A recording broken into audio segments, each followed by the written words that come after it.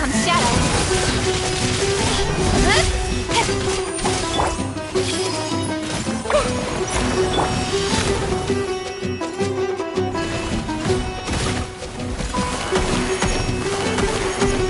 Nice and spicy. Don't blink. Hey!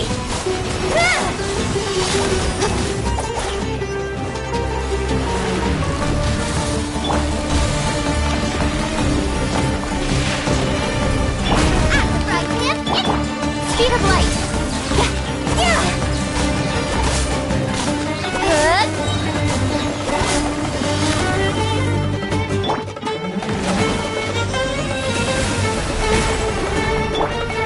Don't blink! Cut to the chase! Committed to memory! Yeah!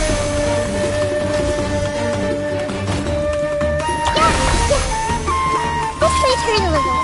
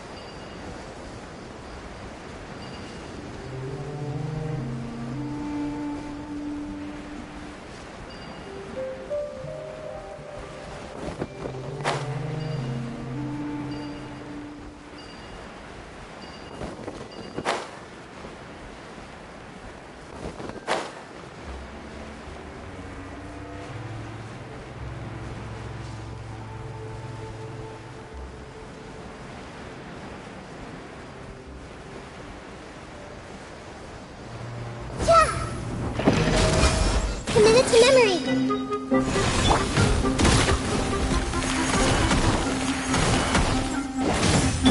Eat this! Incoming.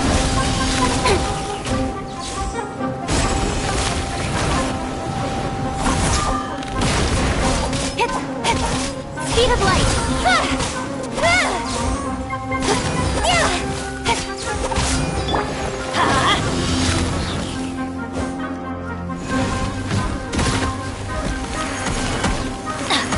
Everybody stand back! With sword comes shadow.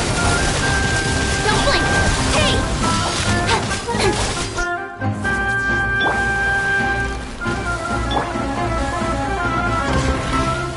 Here we go!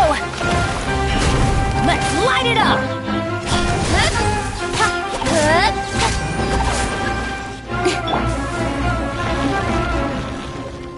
Grow, grow, grow!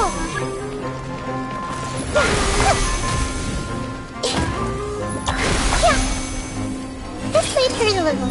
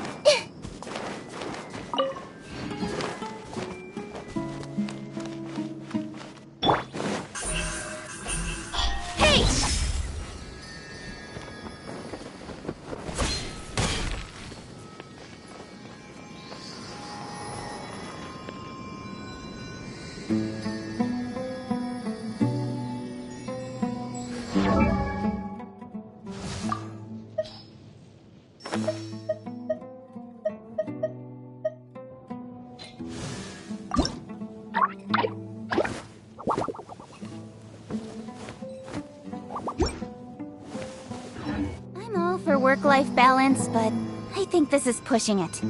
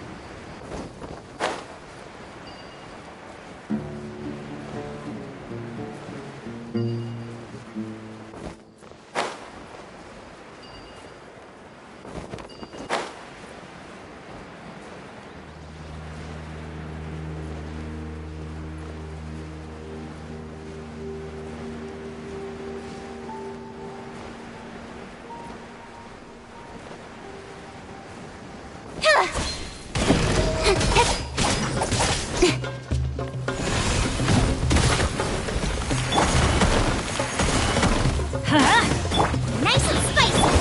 Speed of light!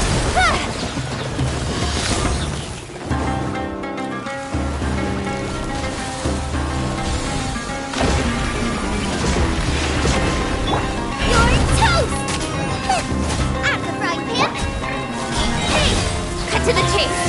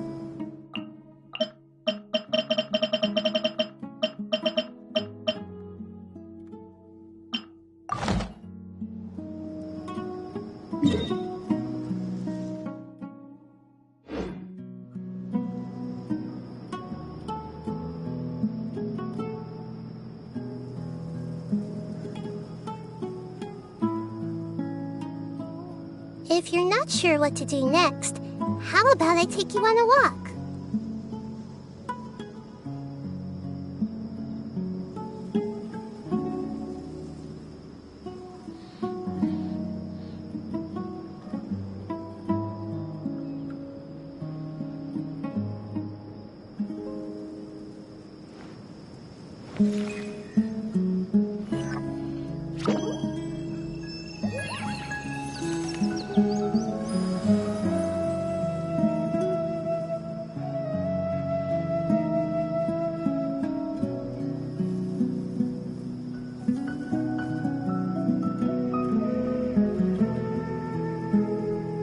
What they say is true. You have to see the world for yourself to appreciate how beautiful it is.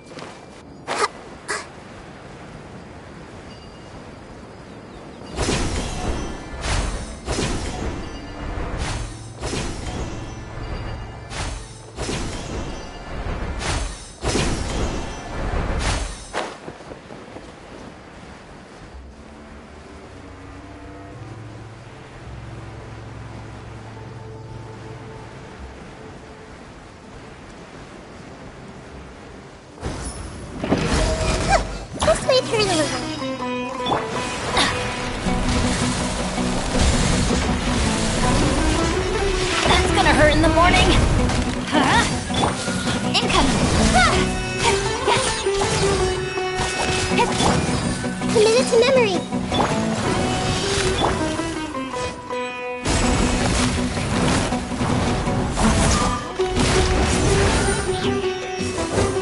Boba, get them! Everybody stand back!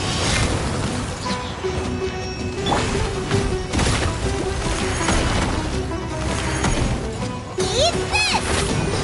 With sword comes shadow. Huh? Ha!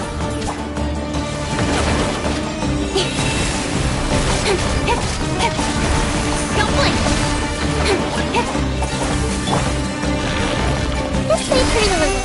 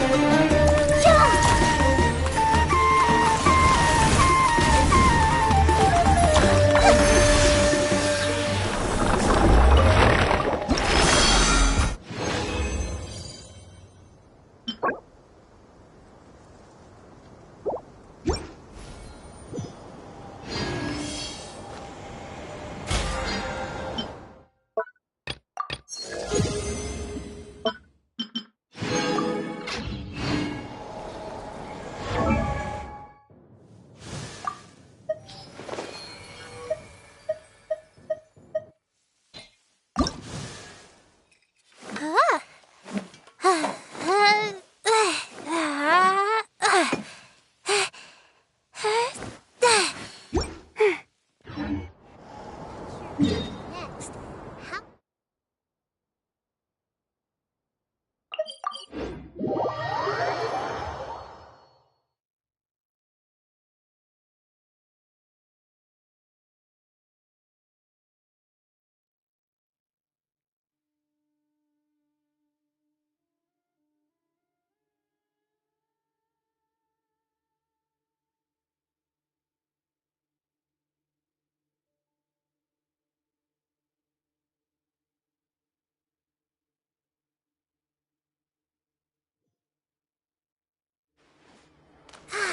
The weather is lovely and warm. Things are about to start getting lively again.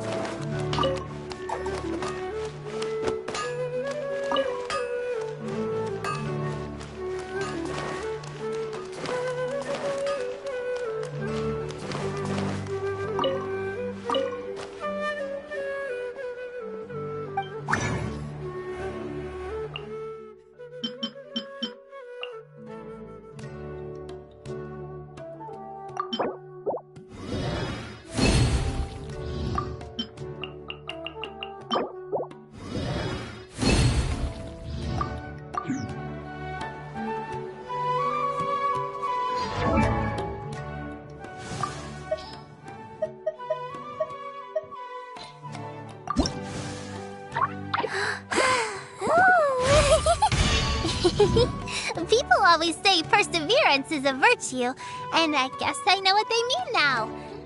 Hmm?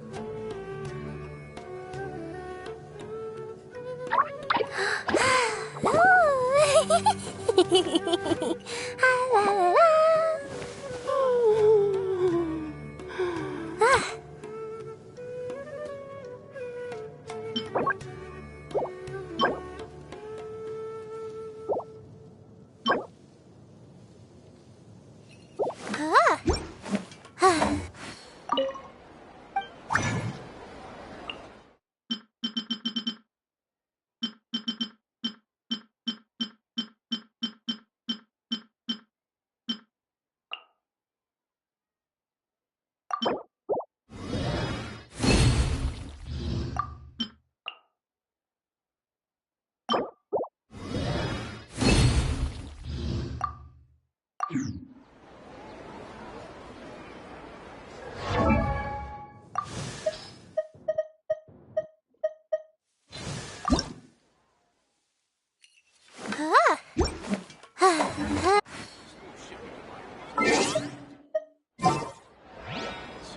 isn't it working?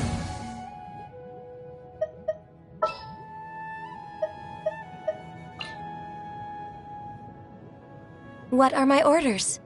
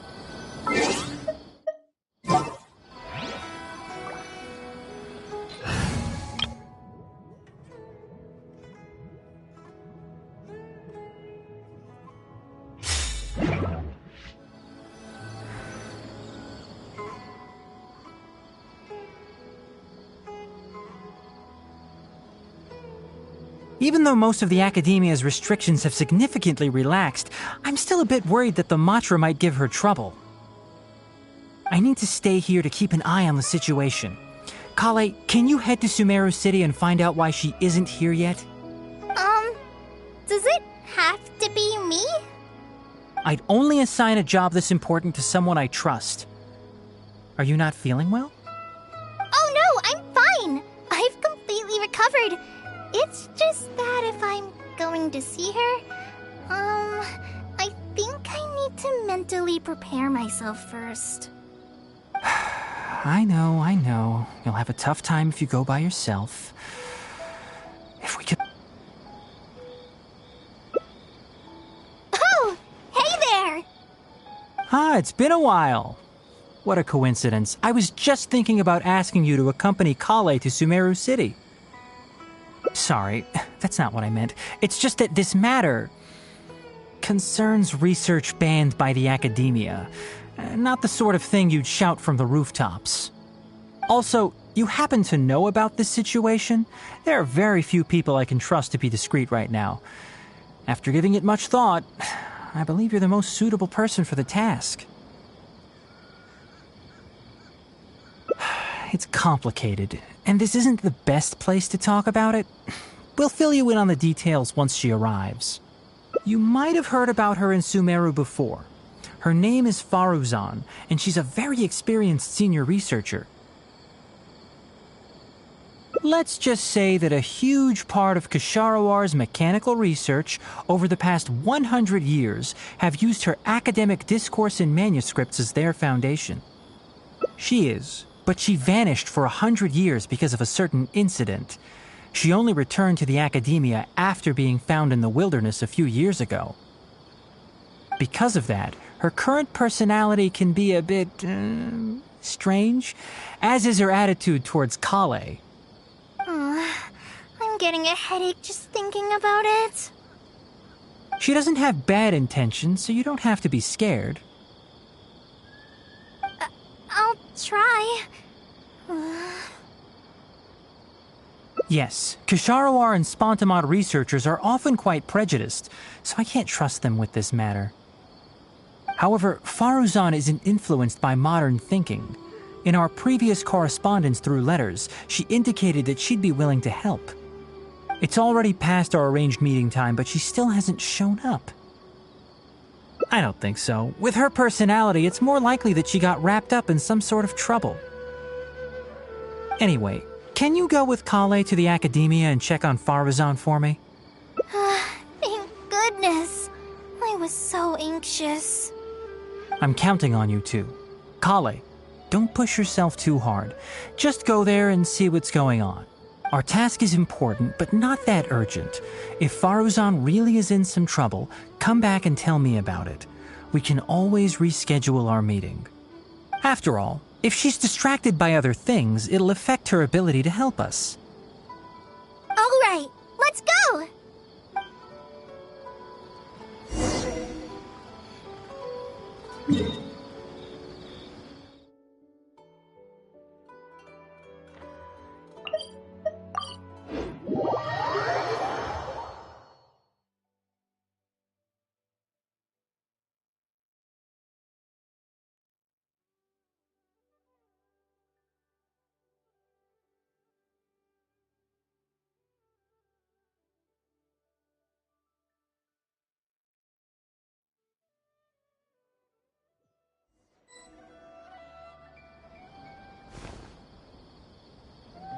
Sorry, what did you say?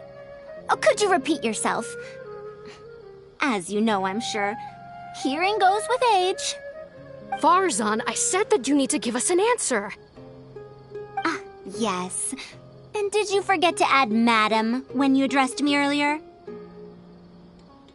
Your hearing is perfectly fine. Madam Faruzan, we don't want to make things difficult for you.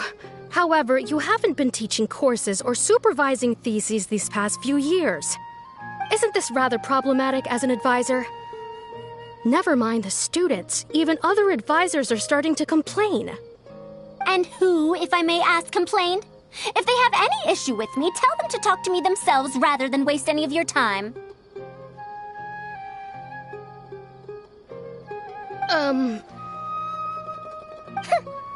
You don't have to tell me anything. I very well know that it's those people from Haravatat. How I wish they'd put their time into doing proper research instead.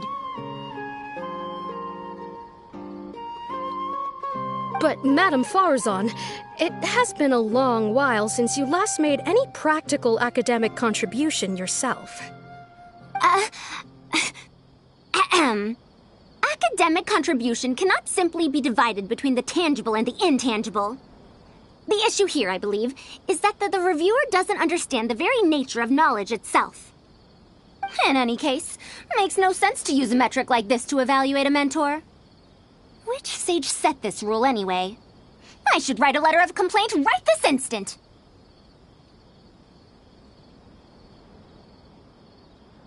Wait! Madam Faruzan, please let me finish. That's her, all right. but the person with her doesn't look like a Matra.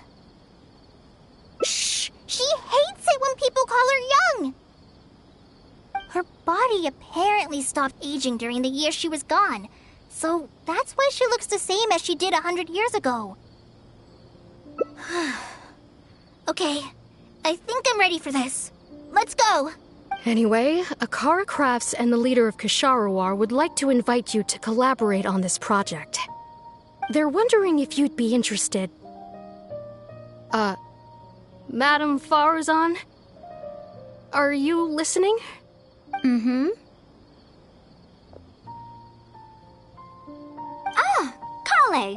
Why are you here at the Academia? Are you feeling better now? I'm much better, Madam Faruzan. It's all thanks to the Traveler and the Dendro Archon. Have you been sleeping well? You seem to be developing some eye bags. Is that brat Tainari forcing you to stay up late again?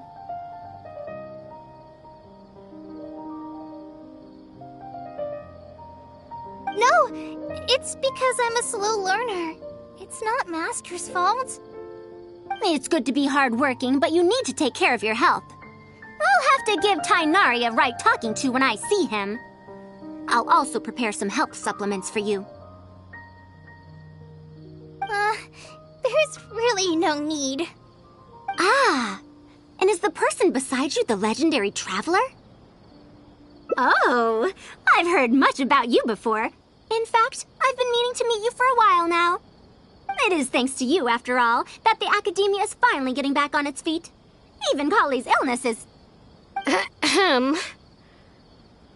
Madam Faruzan, I believe we were still discussing the collaboration with Akara Crafts. I'd wager it's those Ksharawar dunderheads finding excuses so that I'd go to their darshan. Say no more. I have no plans to change my field of research.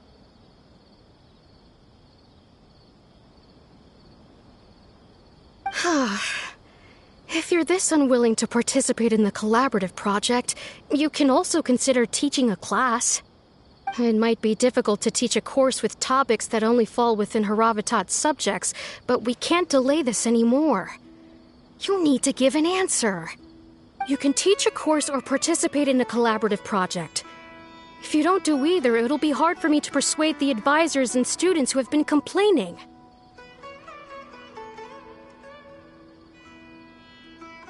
Could you not give me a few more days to consider? This matter has been delayed for so long already. That's precisely the issue. If you don't give an answer today, I fear that someone will soon escalate their complaints to the sages. What a waste of free time these folks are. Now you two are here at Tainari's behest, I take it. I'm sorry, but given the current situation, it looks like I'll have to come over some other day.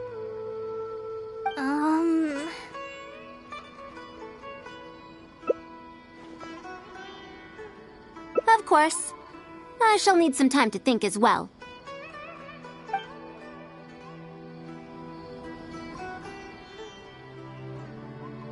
What now? She seems so busy. Master said there's no rush, but I know that he's been busy working on something at Pardee's DI, so he hasn't returned to Gandharvaville for several days now. I feel for Madame Faruzan, but I still want to ask her to come with us. But if I get her in trouble with the Academia, then she won't have the time to help Master. What should I do? Oh, this is such a headache. Yeah, that would be the best for them both. I'll check with Master later and see if there's anything I can help him with. But I'm sure he'll say, the best thing you can do now is study hard, so I don't have to give you remedial lessons. Huh? Oh yes! This way she can get her problem sorted out quickly, and then she can go see Master. So if I also stay and help... that still sounds kinda scary. Okay then. I'm counting on you.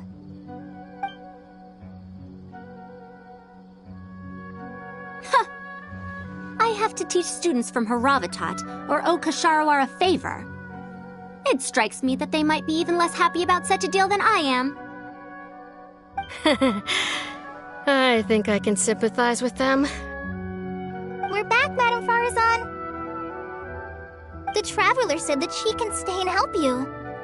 Oh, why I couldn't ask for more. In fact, I'm rather curious about the type of person the Traveler is. You were the one who taught Azara a lesson after all. That said, will I be troubling you? Is that so? Good. It does so happen that I do have something I need help with. Now, should I apply to teach a course with Haravatat, or join the collaborative project that Kosharawar is proposing? Honestly, I don't want to choose either of them.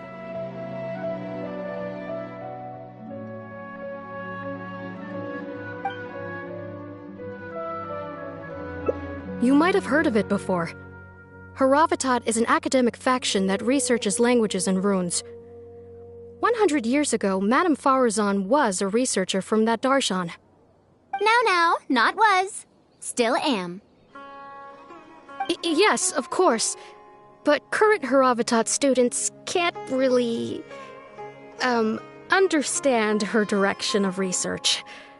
So even if she opened a course, chances are that no one would attend. In summary, I mean to interpret the configurations and solutions of ruin mechanisms via the deciphering of on-site stone carvings and unearthed documents. It'll include research into general documents dealing with such ancient machines. The research method is supported by Haravatat, yes, but the content deals heavily with both ruins and mechanisms. This will make it difficult for students of this darshan because they don't understand much about mechanisms. Also, there are fewer and fewer unexplored ruins left nowadays, and Kosharawar researchers have been developing their own theories on mechanisms. As such, they don't need to rely on ancient documents.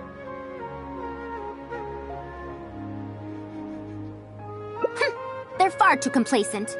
Ancient mechanisms are more dangerous and complex than one might imagine. I'm telling you, things weren't like this 100 years ago.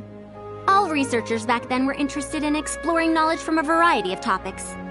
They also gave more respect to unknown mechanisms. Nowadays, all people are interested in are mainstream subjects in popular research. Even if they attended my course, I wouldn't be interested in teaching them. Also, the people here think that my research is outdated and unrealistic, so they keep cutting my funding. Why, I think they could all stand to learn from Kale. She's a hard-working child and respects her elders. Huh? Why me? If only those who came to my lectures were more like you. Speaking of which, are you feeling better? You don't have to confine yourself to Gandharvaville anymore, right? I just remembered that I have a lot of studying to do. I need to head back and find Master.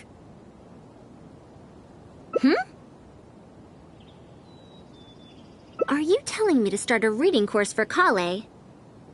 Huh? Wait. Although Tainari has academic dealings with the academia, he isn't considered part of it. This means that Kale isn't technically a student. No, she's right. The old academia became consumed by their arrogance precisely because they ignored the public. There must surely be many people like Kale and Sumeru who are passionate about learning, but cannot study due to various reasons. The old academia paid no heed to them. But if I start a reading course for Kale as a pilot, perhaps this shall come to benefit many more people in the future.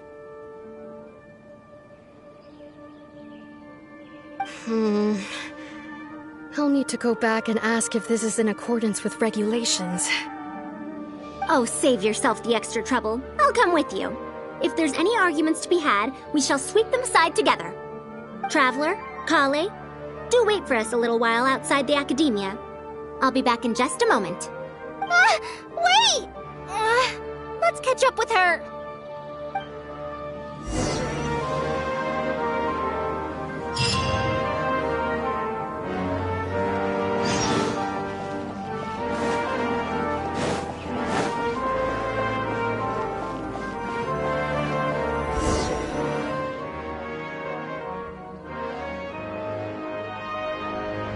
I can't believe believe she rushed right in after we arrived. She's really headstrong. Oh, how did things turn out like this? No, not really. Madame Faruzan is a brilliant scholar. Even Master thinks so. If she's really going to teach me how to read, it'll definitely be much better than me bashing my head against the wall. It's just that she can get a bit too passionate sometimes. I don't know how to handle that. Maybe it's because she wants to take me in as a student? It's just like that researcher said. The academia has completely changed during the 100 years that Faruzan was gone. I don't really get it, but it does seem like Haravitat's students aren't optimistic about the prospects of doing research with her. Students who are interested in mechanisms and applications of the elements generally enroll in Kasharawar and Spontamod. Madame Faruzan also refuses to accept random students just to make up numbers. She still hasn't found a student she likes, even after all this time back. But she seems to like my attitude toward learning, so she often asks me if I'm willing to become her student. It's because I'm a slow learner that I have no choice but to stay up late and study. Whenever she compliments me, I feel really guilty. It's not that. Madame Faruzan respects my choices. She hasn't been trying to persuade me, especially since she knows I need to rest and recuperate. She sometimes brings food to Gandharvaville for me, and each time she says that Master can't find out.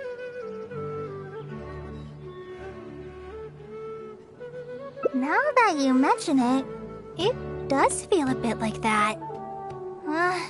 Do I really look that young? Kale, Traveler, thank you for waiting. The issue has been resolved. I argued with the higher-ups and convinced them of the practicality and necessity of educating the general public. If I'm not mistaken, they're the students of my classmates' students. They're a lot less forceful than their predecessors, though. I'd say they caved rather quickly. Amazing. It's just that we need to fill in every single page of the application. It's been a century, but the academia is as picky as ever. Let's see now. What do we need to fill in? Course name, learning objectives, teaching methods, course materials. I suppose we can fill in the course name last. That's a bit too general, I'd say. After all, this class's target audience isn't toddlers or children, but rather people who already know the basics of reading. As such, we'll need a more specific learning objective. How about proficiency in reading and writing? That's true. If we use children's teaching materials, we'll only end up wasting a lot of time on things that students would already know. And you have your job as a forest ranger, Kale. People who attend this course in the future are also likely to have life commitments. We need more effective teaching methods.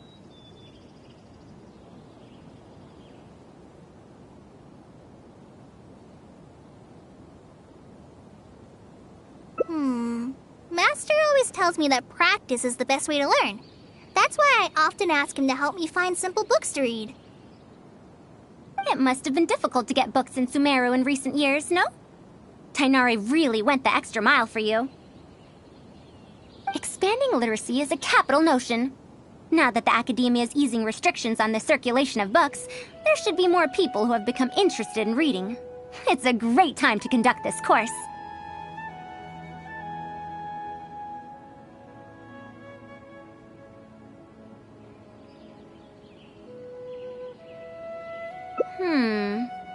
So that's next on the list. I fear that I'm at a loss as to which books youngsters like nowadays. Would The Legend of Antara be too old of a story?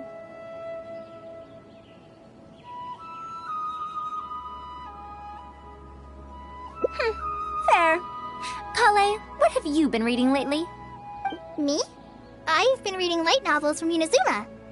I heard that ever since we were allowed to sell books in Sumeru again, some people set up stalls at Treasure Street to sell light novels. I've been meaning to go there and check it out. Light novels?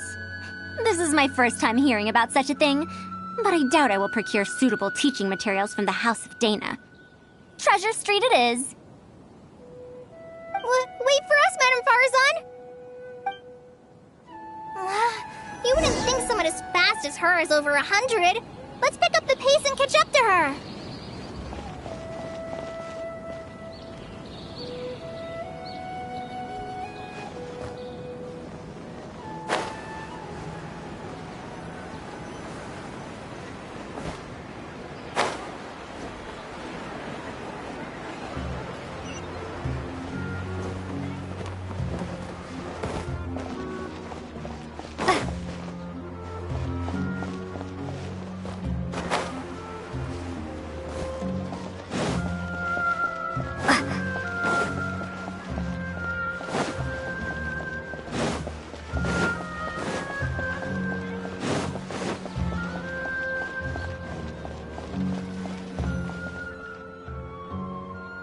What a long and mildly ungrammatical title.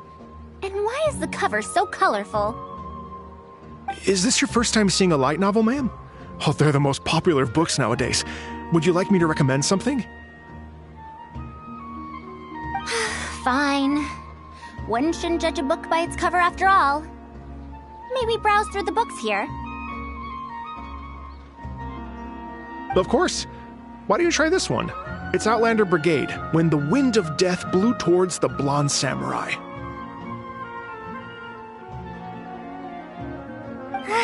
I heard that this book's author describes action in vivid detail. Now I've only skimmed through a few pages, but it feels like it's all fight scenes. There are only subjects and predicates, and the syntax is a tad simple.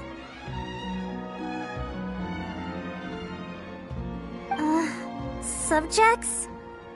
Predicates? The protagonist just ends up fighting in every scene with no proper build-up. Will anyone even enjoy a story that's only comprised of fights? How about... the good thing about being reincarnated as a hilly churl is that I only need to eat Sunsetias to become stronger. A reincarnation isekai story? Those are pretty popular right now. Isekai? What in the world is that? Also, why does it become stronger by eating Sunsetias? Tropes? Ah, those fictional rules used to push the plot forward, yes? They're definitely effective in achieving a distancing effect. Sorry. What is this distancing effect? However, this book doesn't explain how reincarnation correlates to becoming stronger. Such an illogical rule will affect the coherence of the story. Will readers really accept this? How about this? I had to fight tooth and nail to get this in stock. Oh, that's the latest volume of Onibudo! Now that's a rather normal title length. Oh, Kale, do you like this series? Yes, but I don't like it that much.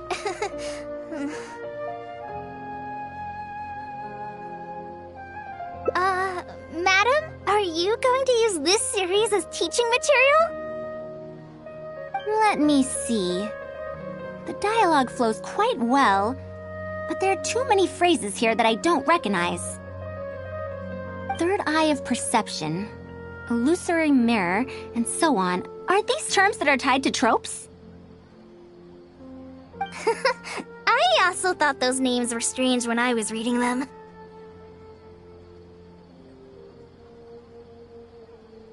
It's impossible to derive the meaning of these phrases in isolation. Also, their morphological properties are quite pedestrian, really. Or did the protagonist purposely create these strange names to disorient their foes?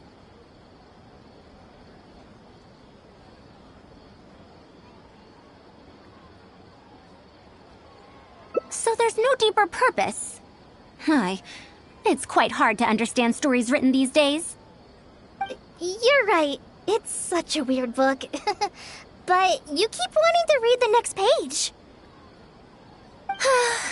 Even the most popular book in Sumeru back then had greater depth than anything written today. Yes, a Bahumano researcher wrote it while researching folk legends. The plot had many twists.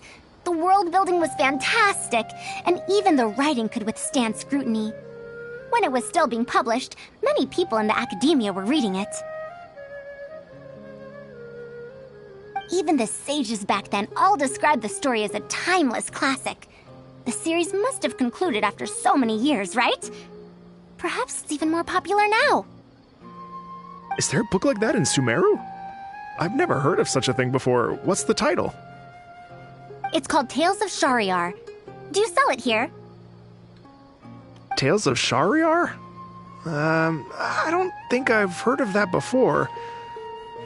When was it published? About 100 years ago. 100 years ago? Are you pulling my leg? What sort of book can remain popular for 100 years?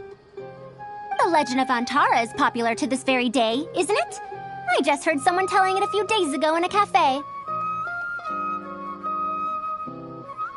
If an old story like that is still being shared, then Tales of Shariar must be even more popular. Even if that is the case, I really don't carry that book here in my store. What? Is that because of the academia's strict control over books in recent years? I can't believe they've allowed the people of Sumeru to become so uncivilized. How can they not know about the Tales of Shariar? Tales of Shariar? Oh, wait! I think I heard an antique seller on the other end of Treasure Street mention that name before. I mean, it is a book from 100 years ago. Why don't you try asking for it there? Tales of Shariar is considered an antique now? How could the academia have let such an excellent work of literature be forgotten like this? Traveler, Kale, I'm going to get to the bottom of this. Let's meet at the antique sellers.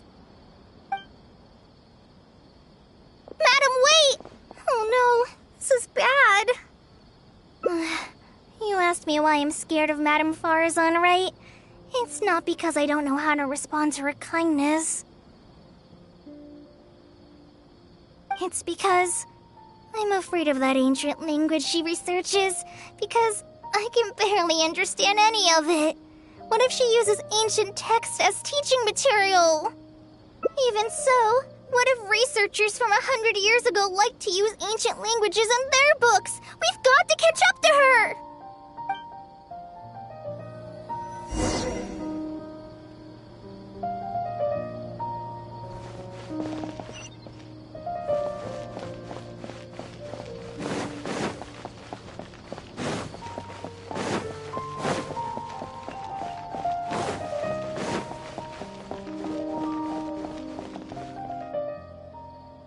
Found it! The 5th volume of Tales of Shariar! Wow, you actually found it! I never thought this book would ever get sold. All right, that's our teaching material secured. We also now know what to call this course. Analysis of Classical Texts.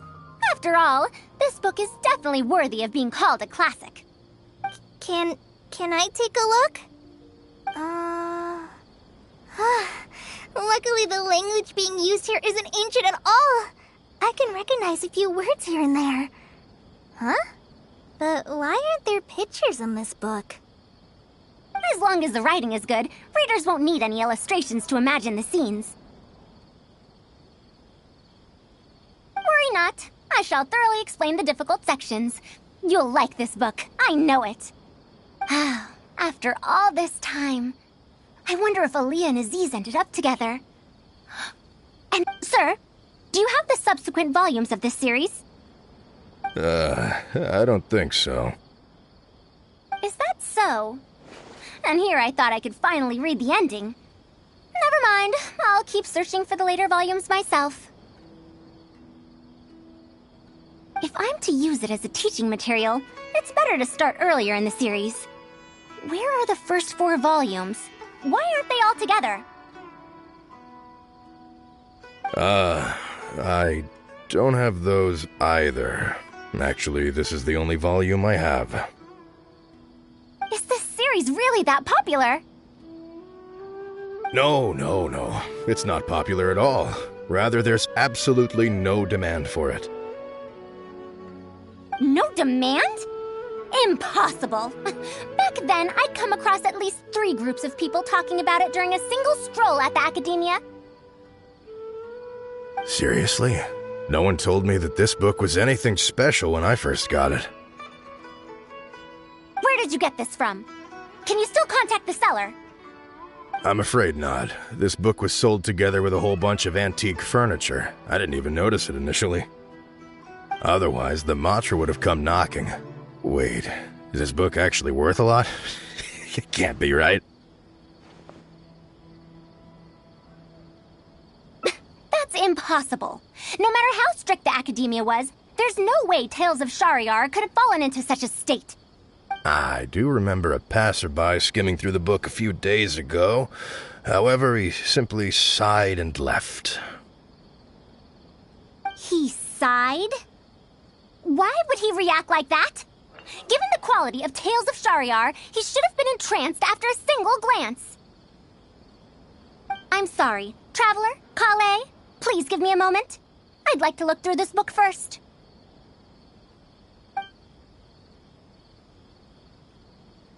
Why is there another misunderstanding between Ali and Aziz?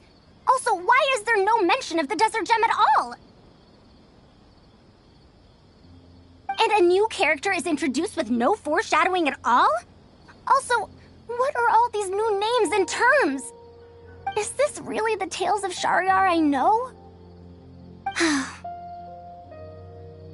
Well, that passerby reacted in much the same way. It's Mada from the cafe over there. You know, the fellow who spends all day telling the legend of Antara. Since that's also a very old story, maybe he knows a thing or two about that, Tales of, whatever it's called. Then let's go ask around at the cafe. Huh? Oh, yes.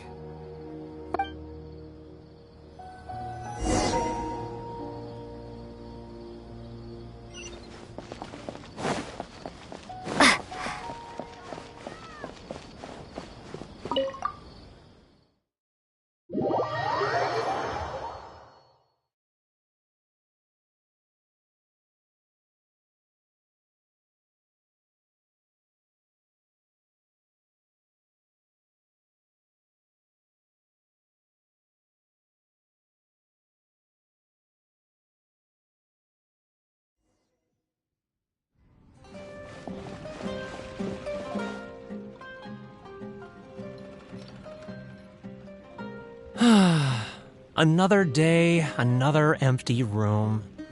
Excuse me? But are you Mada? Yes! Are you here to listen to my story? Well, we actually came to ask about something else. I see. Sorry. It's fine. I'm used to it, more or less. So, how can this terribly unpopular storyteller help you? Do you know about Tales of Shahryar? Huh?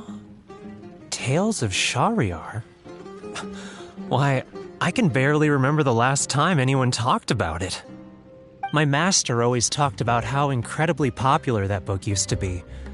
However, I tried reciting a few chapters of it at the cafe, and I found that it's even less popular than the Legend of Antara. Your master? Yes, the one who taught me how to be a storyteller. He said that Tales of Shahryar was written by his master's master's master. He also said that this great-great-grandmaster was an academia researcher, and that even the sages liked the series. He wrote 4 volumes back then, and the reviews just got better and better. You couldn't find a single person in Sumeru who hadn't read his books. And then? What happened next? Why doesn't anyone know about Tales of Shahryar now? Oh, it's hard to tell when it comes to trends. One day everyone likes stories like that, and the next day their tastes change completely. Instead of writing a proper ending, this great-great-grandmaster kept trying to extend the story. To tap into popular trends, he added a lot of tropes. Then, starting from the 5th volume, the reviews started to go downhill. How could that be? Then what happened to Tales of Shahryar in the end? In the end, there's no ending. The great-great-grandmaster tried to write a few more volumes, following whatever trends were popular at the time, but the trends kept changing right as he published his books.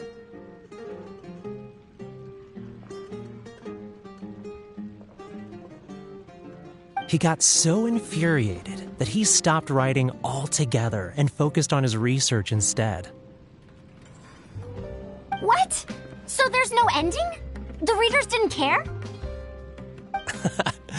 By that time, only a very small number of people were reading Tales of Shahryar. Anyway, my master probably exaggerated. How could a work possibly have been that popular? The only tangible thing my great-great-grandmaster left is the original draft of Legend of Antara. He also left behind many theses from his research phase. When my master talked about Legend of Antara, he'd even quote from those theses. My master is a much better storyteller than me. Even when we're telling the same story about Antara, he's always able to draw in a huge crowd. But even he won't recite Tales of Shahryar due to its ever-changing writing style and its lack of an ending. So, Antara's story is the one that lasted through the years. Well, not even sages can definitively ascertain the quality of something like a story. In the end, only time can separate the classics from the fads. Only time? Madame Faruzan? It's been 100 years. Perhaps some things I once believed to be great aren't so after all.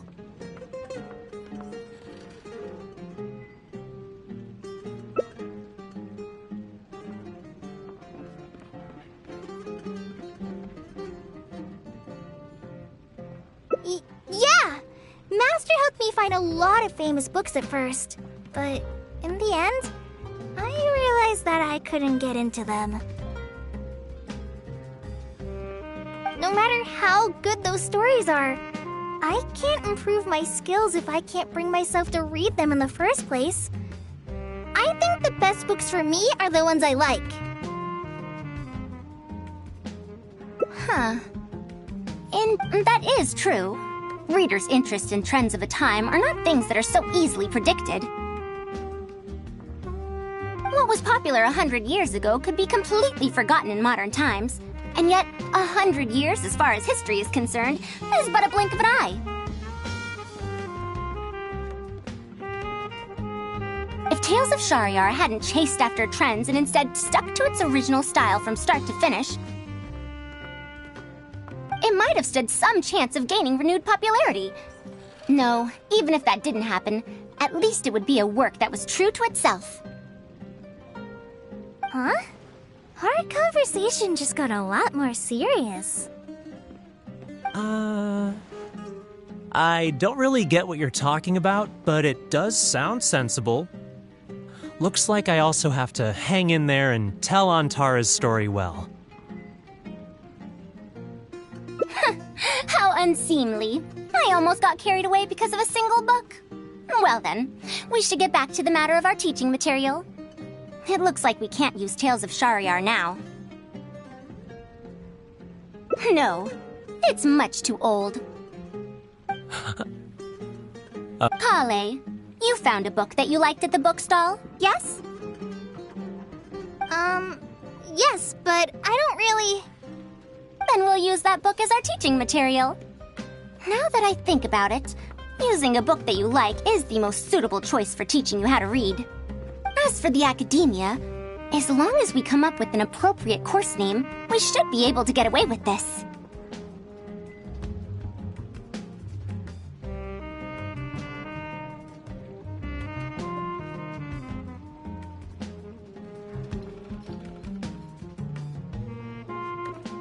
My, it sounds like you've dealt with the academia before. Let's go with that. Now then, let's return to the book vendor in a bit and buy the latest volume of this Onibudo for Kale. But if I wish to use it as teaching material, I have to read it first.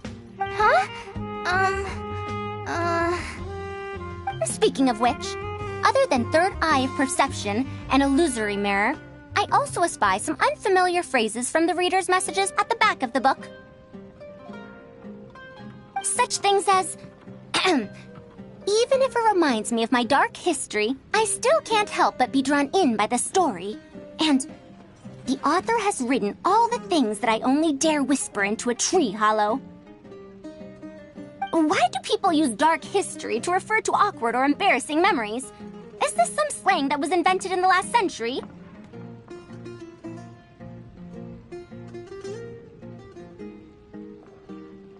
If one of our learning objectives was researching linguistic changes over the past 100 years, it might make it easier to get these books approved as teaching material.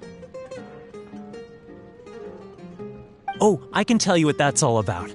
Apparently, in their youth, some people used to imagine themselves as someone burdened by fate, fighting against the world, etc. But as they grew older, they started to become embarrassed by such memories.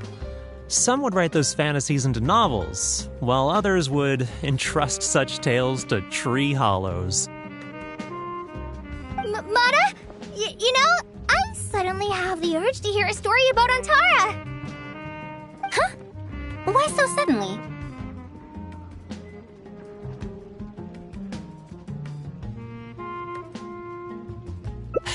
I knew it. There will always be people who love the golden oldies. Now, let me tell you all about the ancient hero, Antara.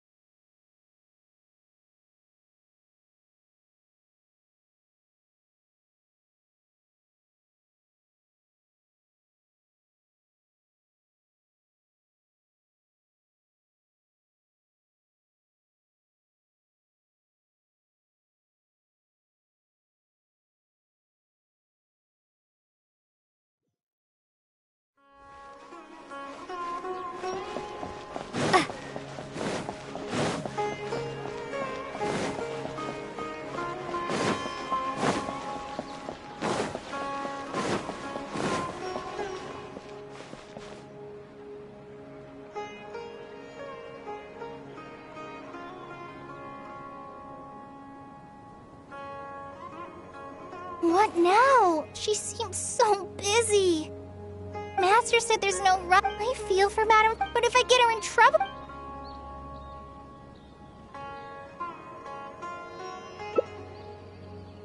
if someone does complain to the academia, wouldn't it make Faruzan's situation more awkward? And if the academia investigated and found her at Party's DI, things would get even worse for her. Do you have some way to invite her over to Party's DI without stepping on the academia's toes? Okay then. I'm counting on you. Huh. I have to teach students from Haravatat or Okasharawar a favor. It strikes me that they might be even less happy about such a deal than I am. I think I can sympathize with them. Madam Faruzan, we're back! Sorry for asking again, but... Well, since you're asking me so sincerely, let's just ignore the acad- Please, Madam Faruzan, focus! Today's the deadline. Huh? Yes. I see. No wonder he sent you two over. Why, that lad didn't make it very clear in his letter, now did he? Otherwise, I would have reported it as part of my research. Yeah, that's right! Master sent us over to explain everything to you. Wait. Opportunities for collaborative research don't just come out of thin air. This seems like too much of a coincidence. Also, there isn't much overlap between Madame Faruzan's research and that of Amorta, right? What will you even be collaborating on? Master wants to research, A fully automated irrigation system. A fully automated irrigation system? Precisely. It's a system that can automatically adjust the amount of water it provides based on the season and the plant species involved.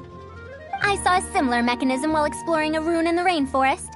That's why Tainari wanted to collaborate with me. A mechanism like that exists? Why haven't I heard of it before? I found it 100 years ago, so it's only natural that you don't know about it. Why don't you go ask your teacher's teacher? Perhaps they've heard about it from their teacher. But we can't prove its existence one way or the other, right? Fret not. I'll have Tainari write an official proposal to the academia later. That should do it, right? An official proposal. Fine. We haven't made any progress with either the collaborative project or the elective course anyway.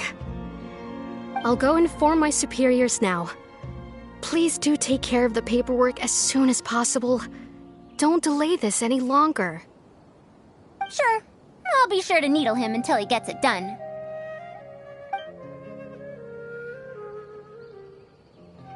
Phew. I think she bought it. Even though this is our first meeting, I must say, we make a good team. Wow! You made up that excuse on the spot, huh? Madam Faruzan, did you really find an irrigation system 100 years ago? If the academia asks for any details... Who knows?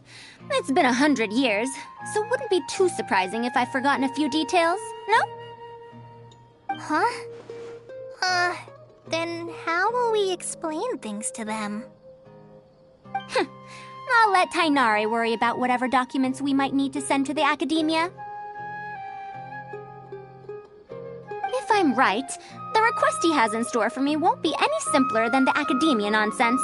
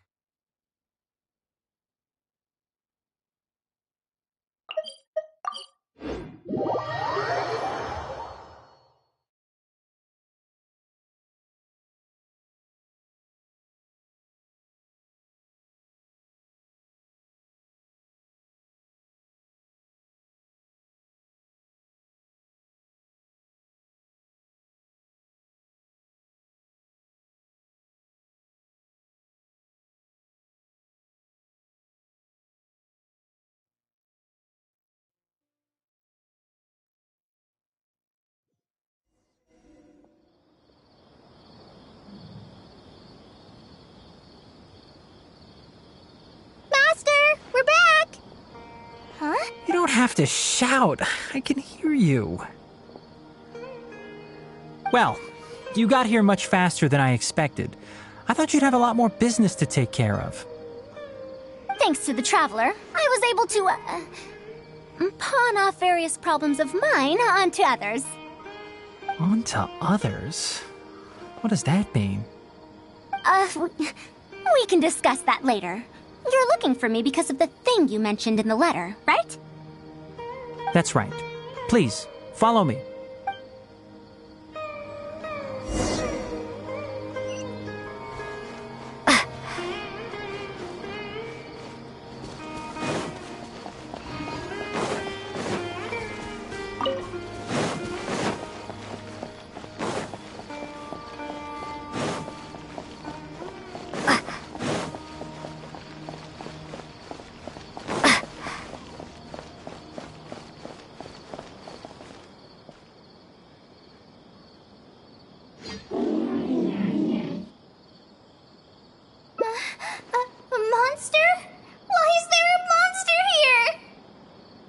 Don't be scared, Kale. This is the mechanical life form the Traveler and I saved a while back.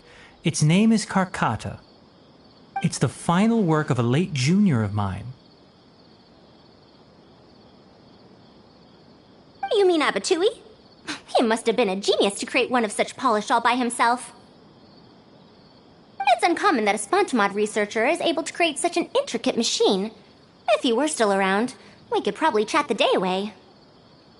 What a shame.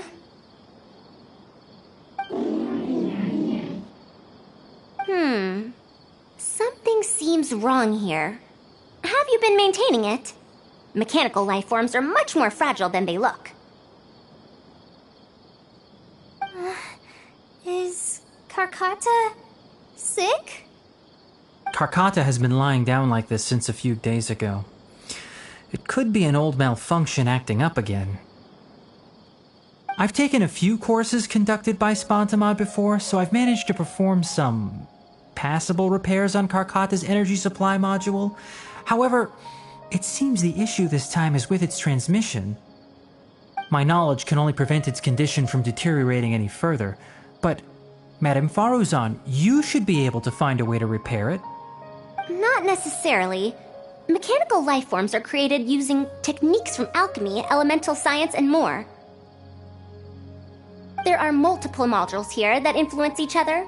A simplistic knowledge of mechanisms will not serve here. You know that as well. Each mechanical life form is very different from the next. So even I cannot be sure if my understanding of mechanical life forms is going to be of any use to our little crab friend here.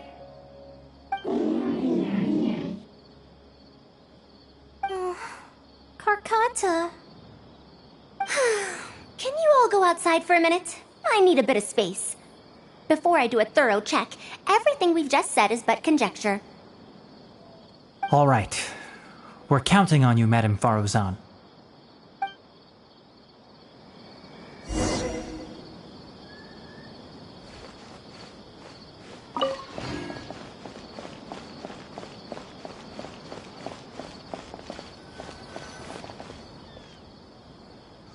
We'll wait here till Faruzan finishes her inspection. In the meantime, I'd like to talk to you about her. Her past, huh? Quite a few people in the academia know about what happened to her. Perhaps it'd be best if I'm the one to tell you. I've told you before that she disappeared for 100 years, right? From her perspective, trapped might be a more apt description. Her exact words were... That ruin was crawling with traps and coded inscriptions from wall to wall. I did all I could to decipher the code and deactivate the traps to escape the ruin, but there was no way out. I lost track of time and I ran out of pen and paper. In the end, I had to use stone shards to write on the walls and on the floor to decipher the code. Then, before I realized it, I ran out of space on the walls and floor. I had to calculate all the possibilities in my mind. After that, my memory started to become fuzzy, and my cognition slowed down. She doesn't remember anything else. including the location of the ruin and how she finally managed to escape. When she was found in the outskirts of Sumeru a few years ago, she looked exactly the same as she did 100 years prior. However, she was in a stupor and struggled to form sentences. Only after a lengthy recovery period could she speak again.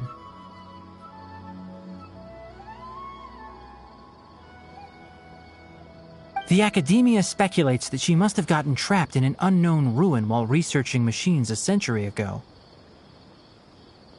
And because of the ruin's special properties that halted her aging, she was able to use those 100 years to crack the trapping mechanism and then escape.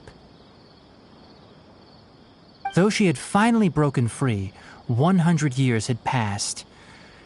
Everyone she knew, and everyone who knew her, was already gone. In the end, even the Academia had to rely on century-old records in the Akasha to confirm her existence. Don't make that face. I'm not telling you this because I want to drum up sympathy. She wouldn't want others to pity her because of past events. Rather, she sees that period of entrapment as an experimental error. As a researcher, she must accept everything that results from her experiments, even if they don't fall within expectations. Even after going through so much, she's returned to Sumeru and still hasn't given up on her research. Due to changes over the years and drift in academic subjects, she holds some rather strong opinions about the current academia, and she has no shortage of detractors herself. What I want to say is that no matter what era we're in, Faruzan is a true senior researcher in every sense of the word. She has her own deep understanding of various ruins and machines. If there's a chance, you should talk about them with her. It'll definitely be helpful for your journey. Master, Madame Faruzan's done. Oh? Let's head over. With any luck, she might have figured something out.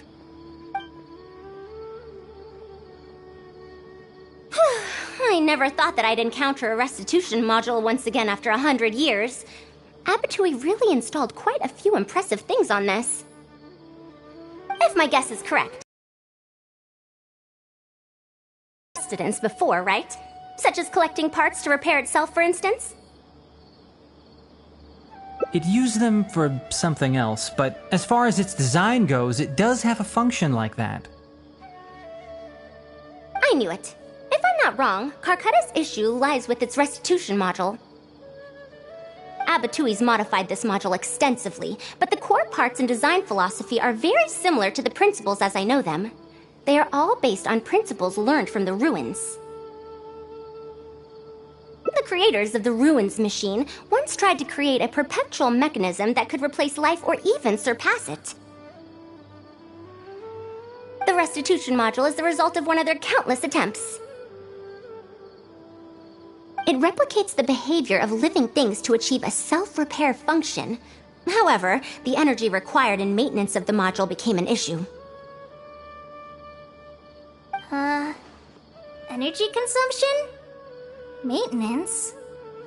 For example, a living thing's heart can deliver nutrients and blood to various organs. However, the bigger the living thing, the more powerful the heart needs to be.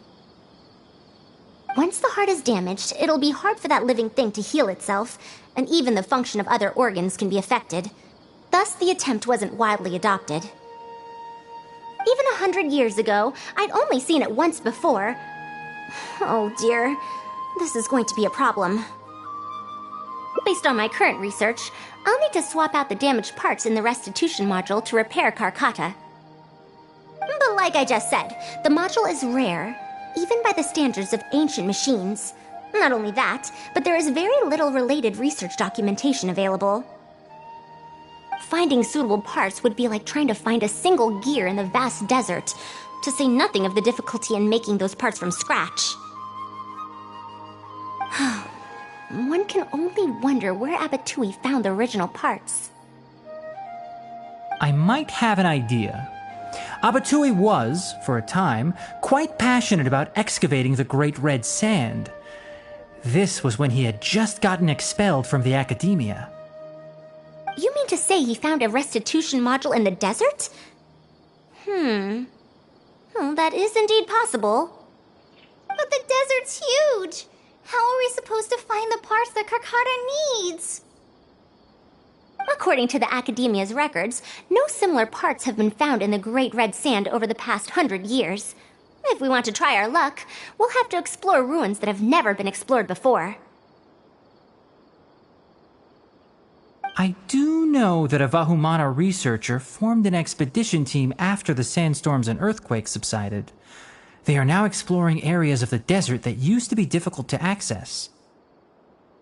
Should we ask them if they've made any new discoveries lately?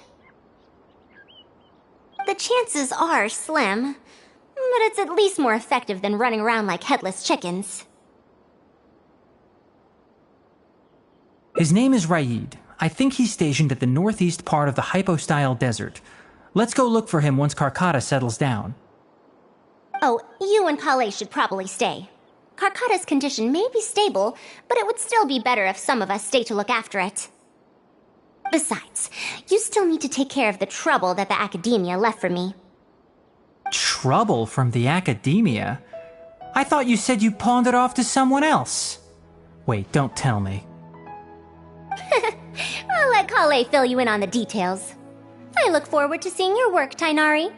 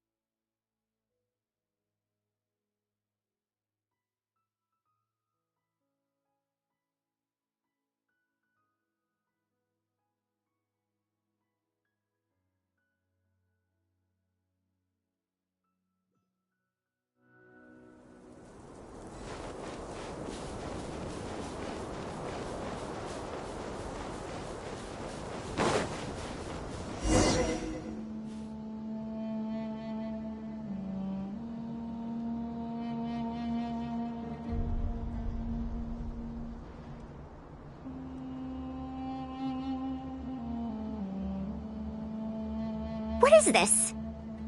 Halt! Mr. Raid's permission is required to proceed any further.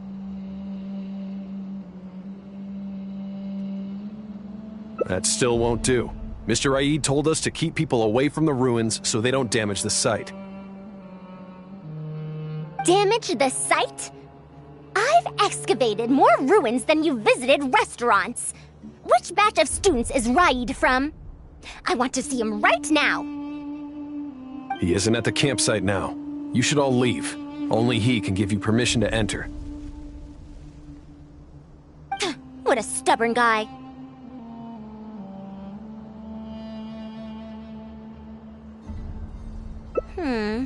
You're right. Even if there is new information, we still have to wait for him to come back so we can ask him about it. So let's just see what we can find out from the people here. I'm going to give that Raid a good talking to when he gets back. Starting from who in the world mentored you?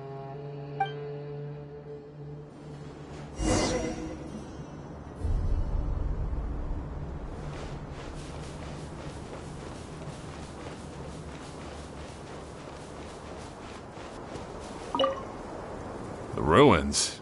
Don't know anything. We were only hired to deliver water and supplies to them. Forget excavation. They won't even let us get close to the camp where they're staying.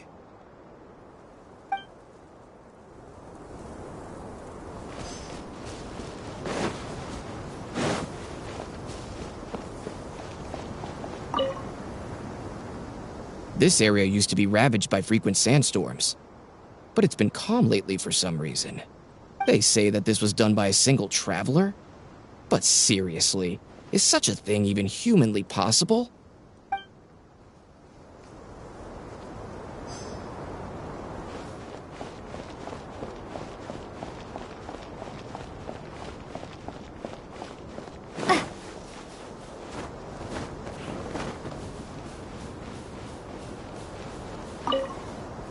That machine looks amazing! Could it be the legendary Ruin Wanderer? The location seems to fit too. Might that legend actually be true?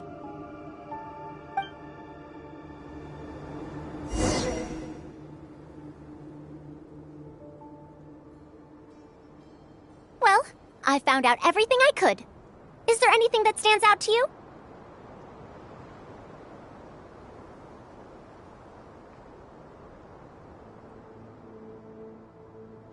The villagers were hired to deliver supplies, but they haven't been allowed near the campsite. That's definitely odd. However, I'm more concerned about this Ruin Wanderer they speak of. Ruin Wanderer. That's the first time I've heard that name. But that wreckage did seem a bit weird. It's a bit far away, and I can't really say for sure from this distance. Perhaps we should ask the villager from before about the legend first. Huh? What are you guys doing back here? I wouldn't blame you for not knowing about it, youngsters. After all, it's a tale that's over a decade old. It's said that this monster, the Ruin Wanderer, traversed through various ruins for centuries. Many adventurers had claimed to see it while exploring. Some said that it was like a giant, while others said that it was like a beast. However, none knew why it wandered the ruins. Then, about 10 years ago, we stopped hearing any news about it in Sumeru. No one has seen it since then, and the legend has since faded into memory. You youngsters probably don't know about the Ruin Wanderer nowadays, but it was famous for centuries. Centuries? Impossible. I heard nothing about it back then. It could only have been around for a few decades at most. Wait, back then? Indulge my curiosity for a moment. Why do you think that wreckage is the Ruin Wanderer? Well, I had also heard that secondhand from... You heard that nonsense from the Eremites after they got drunk, right? Who are you? Madam Faruzan, it is a pleasure. I'm Raid, the one who organized this archaeological expedition. I'd heard of you at the Academia, but I didn't expect to run into you here. Truly, it is an honor. And this must be the famous traveler, I presume. What brings the two of you here? Have you found any special contraptions and relics in the ruins that you've been investigating? I'm ashamed to say that we haven't found anything noteworthy, even though we've been investigating for a while now. Really?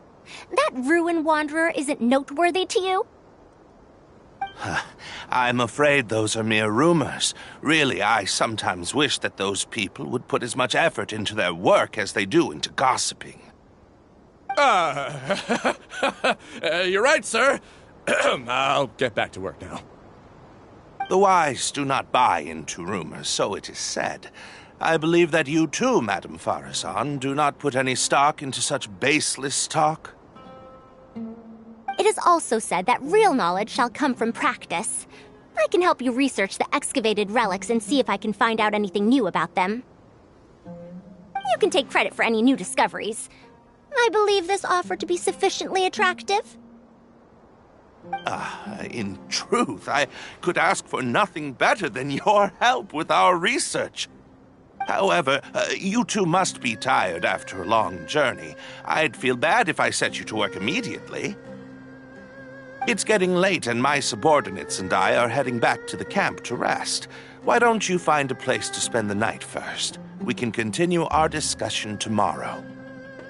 There's a tent that the villagers occasionally use to rest. It's a bit simple, yes, but I hope you won't mind. Since you need to rest as well, let's do just that.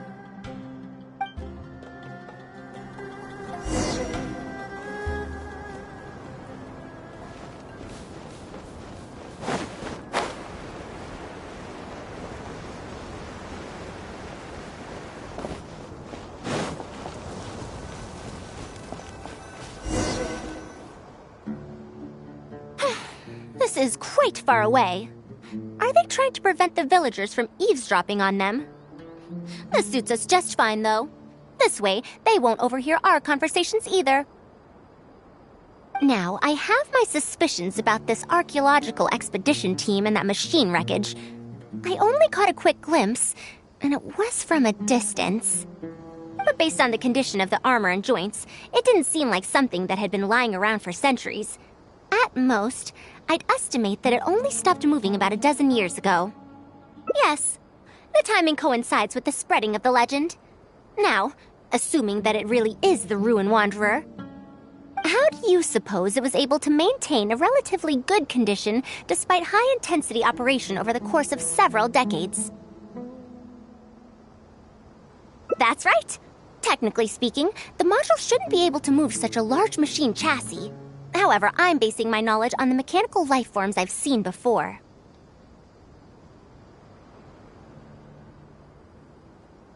Well, this was over 100 years ago. It was a machine about the same size as Carcata, actually. It couldn't carry heavy objects or fight, and was only able to help me record some notes. It also helped me deliver letters home. I found it near the desert, which is why I wondered if there might be more restitution modules buried around here.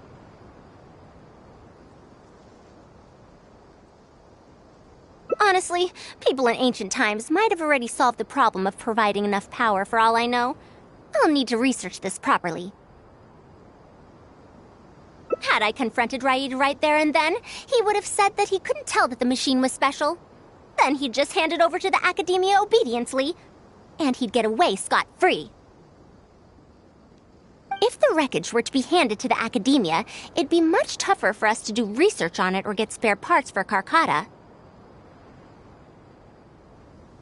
Anyway, we should figure out what they're planning before making our next move. They insisted that we should stay the night, which means if they're trying to pull a fast one on us, they're likely to try tonight. We must be vigilant.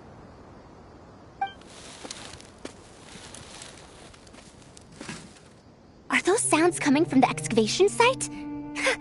I knew they wouldn't be able to wait. They must be scared that we might discover something tomorrow. Not a single person guarding the campsite. This must be quite the manpower expenditure. I'll see if they left any clues behind at their camp. Keep watch and help me stall them if it comes to that, would you? All right. I'm counting on you.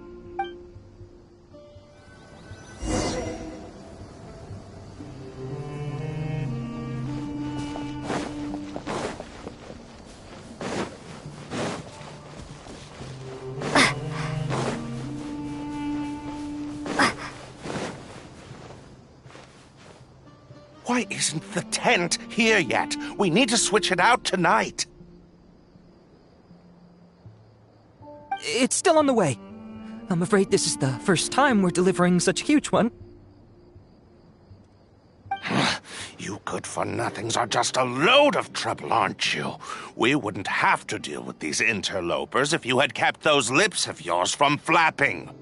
Hurry up and hide our current tent and deliver the new one to me tonight, no matter what it takes. Huh? Who's there? I'm sorry. I'm just a bit upset because my subordinates aren't doing their jobs properly. When did you get here?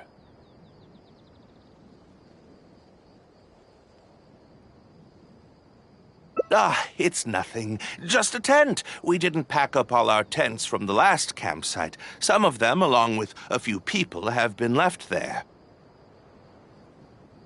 Someone damaged our current tent, so I'm trying to get my subordinates to get one from that previous campsite delivered here. The relics in the ruins are highly valuable, so I'm worried that treasure hoarders and bandits might try to steal them. Since the tent isn't here yet and I can't fall asleep, I came here to patrol. Well, these things are antiques after all. There will always be people interested in buying them. I hired so many people precisely because I was worried about that happening. Speaking of which, I'd like to ask, is the Academia really aware that you've traversed through the desert to come here in the middle of the night? Also, where's Faruzan? Why isn't she with you? I'm right here. Also, you forgot to address me as Madam.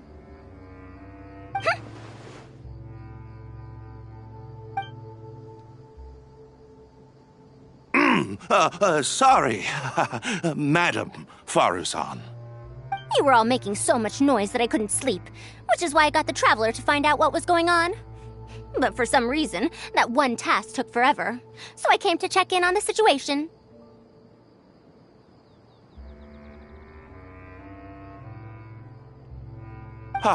I'm very sorry for disturbing your rest. I'll tell my subordinates to be quieter on patrol. Good. Come on, Traveler. Let's head back. Yes, we came to check out the situation, didn't we? Well, we've already done that. We should get better rest so that we'll have energy to investigate tomorrow.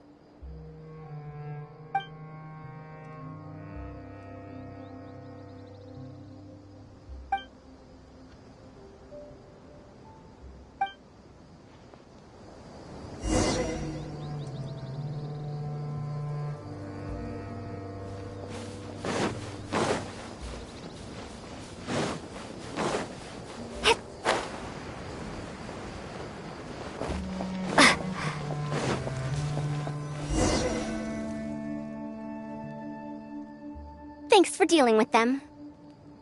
Now, I found something good on my end. These are the excavation records from their campsite.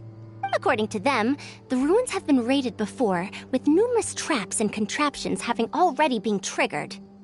I also observed the wreckage up close earlier. The weathering is nowhere near as extensive as on the relics that have been buried for over 100 years.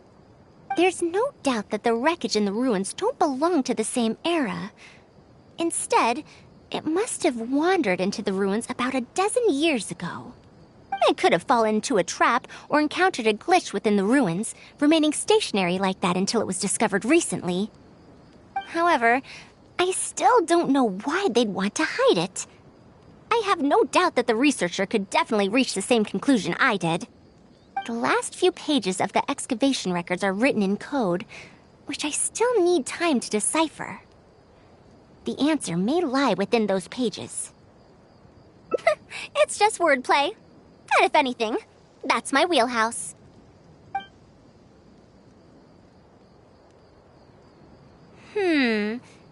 Just a bit more. Ah, I see now. Help! Please help! Why are you running away? Come back! Protect me! What's that sound?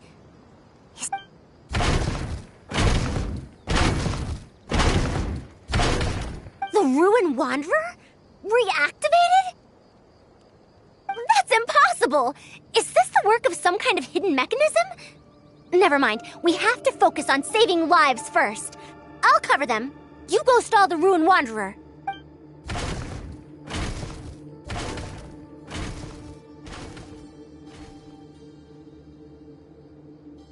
What?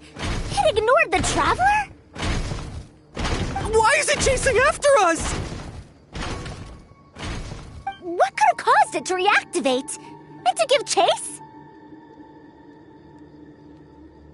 Darn it! Hey, come on, you lot! It's clear that we can't escape, so let's just attack it!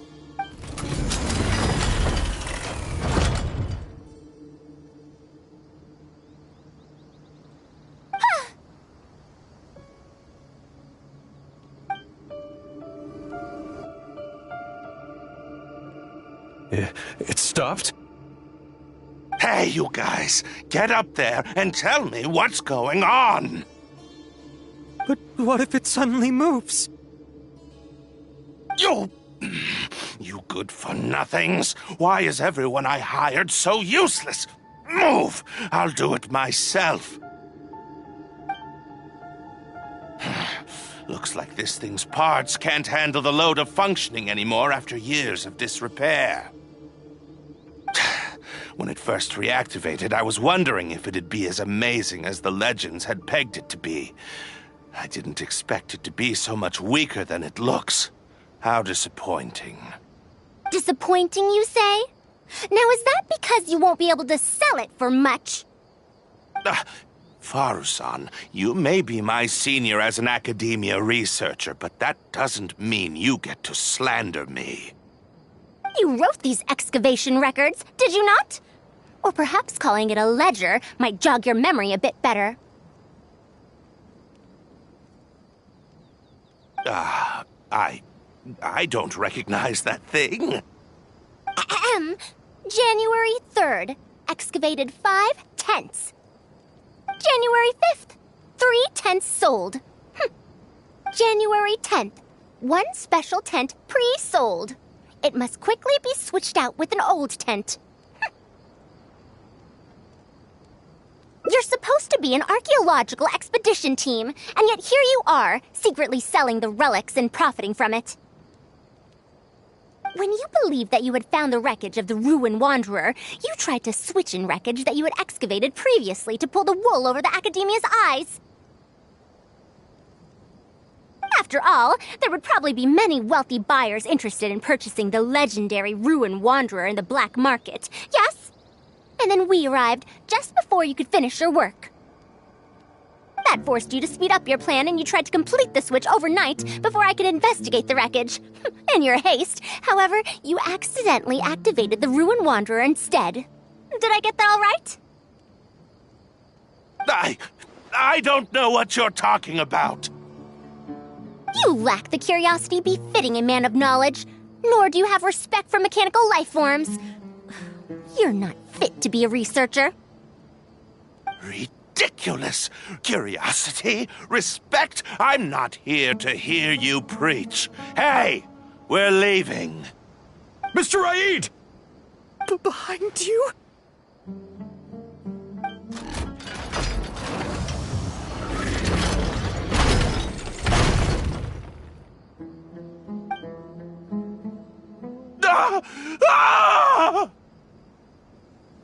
Why is it moving again? Run!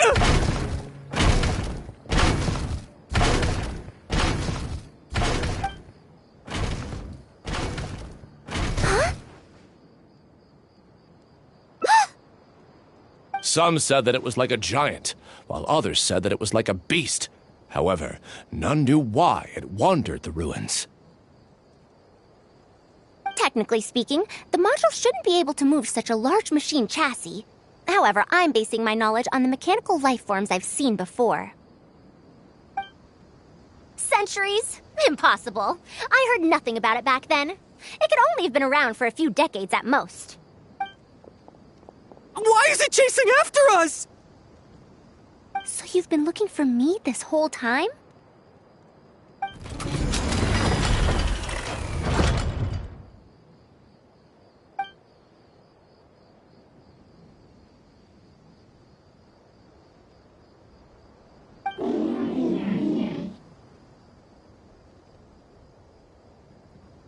Long time no see, Tamimi.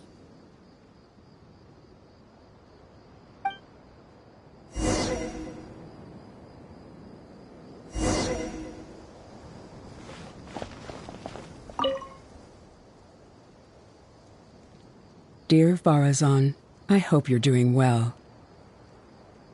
It has been over 20 years since you went missing. People from the Academia keep telling us to give up and that you're most likely dead. But somehow, I feel like you're still alive. Yes, that you live still in some corner of this world.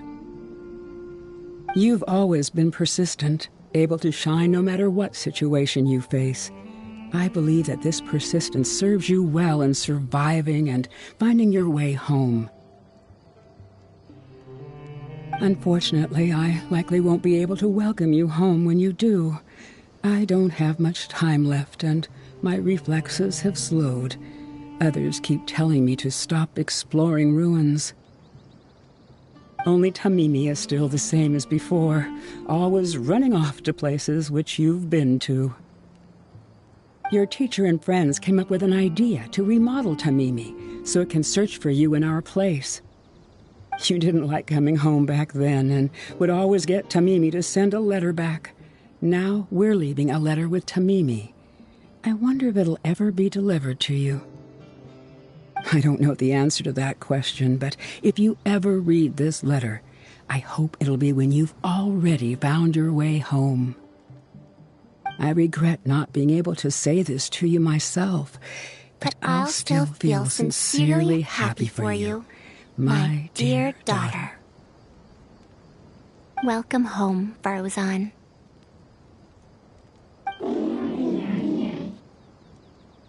Look at you, Tamimi.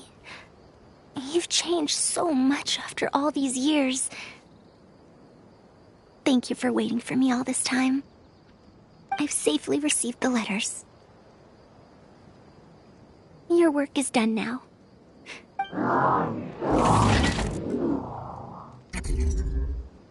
Tamimi, the mechanical life form I encountered back then. When I would go on expeditions, it would follow me, take notes for me, and send my letters home. When I met with that accident, it was on the way to deliver a letter for me. I once thought that I'd never get to see it again. I didn't expect my teacher and others to remodel its self-repair function, upgrading it to self-learning. And so, in order to plumb the depths of unknown ruins and overcome dangerous traps, it repaired and modified itself using parts it found along the way. 1 decade of wandering became many, and soon, Tamimi, which used to be incapable of even moving heavy objects, became the Ruin Wanderer. All so it could deliver these last letters from them to me.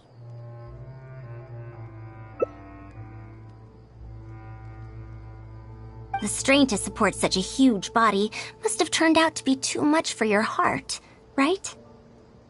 Even after the remodeling, its restitution module still can't function perfectly in perpetuity. It has been pushing itself beyond its limits over the past few decades. Just like a living being, mechanical life forms have a limited lifespan. It probably became trapped in the ruins all those years ago because its shelf life had run out. It most likely only reactivated because it detected my presence. And then it mustered up everything it had to deliver that last letter. Tainari told you what happened to me, right? You don't have to apologize. It's not like this incident is a secret in the academia. Besides, I've always treated it as a failed experiment. As a researcher, I must accept this result. However, finding out that so many people were affected by my failure does make me feel somewhat conflicted. Can you head back to Pardis first? We've been here for a while, and it's best not to make Kale and the rest worry. As for me, I want to stay with Tamimi for a bit longer.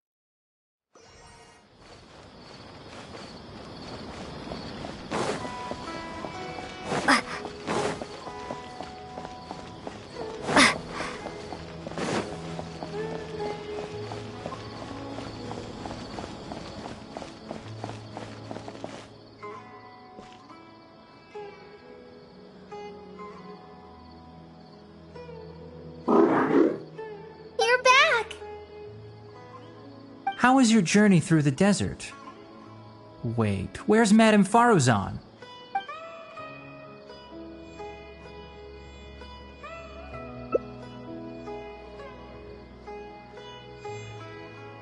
Oh no. She finally got to reunite with an old friend from 100 years ago. But As a researcher, she could perhaps accept it. However, as a friend, a student, and a daughter? We should give her some time. Let's just wait for her here. And in the future, I hope that we can be here to support her as her new friends.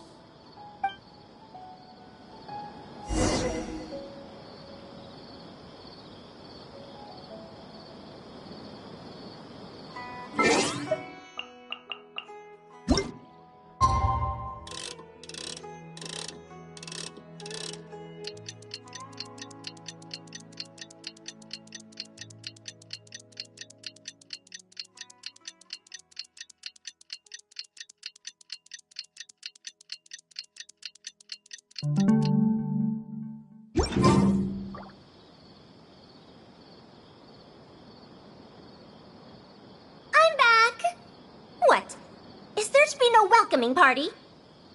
We've all been waiting for you, Madame Faruzan. That's more like it. Now, here are some components I brought back from the desert. Switch these out with the ones Carcata is using right now, and it'll be back in ship shape. Huh? Why do you all look so solemn? Come now. Liveliness befits youngsters more. Madame Faruzan, did these parts come from... Come now. I thought that you must have encountered some major problem. This isn't something you have to worry about. Well, it looks like you already know everything, but no need to feel bad. Like I said before, as researchers, we must learn to accept our failures. Tamimi had been operating beyond capacity for a century, and I'm unable to repair it with my current abilities. Not even with these parts. It would thus be much better to use them to extend Carcata's lifespan. As a senior, it is only right that I do something for the people who come after me. That holds true for both researchers and machines. Besides, I didn't say that I would be giving you these parts for free. They will only be used for Carcata temporarily. Otherwise, you wouldn't be able to help me with my research. I'll be sure to revive Tamimi once I've fully deciphered and replicated the creations of the ancient civilization. All right. I'll do my best to help. Me too. Although, I'm not sure if I'll be much help. Thank you. If they could remodel Tamimi successfully even back then, there's no reason why we won't be able to do even better. And when that day comes, I'll be sure to say, welcome home, Tamimi.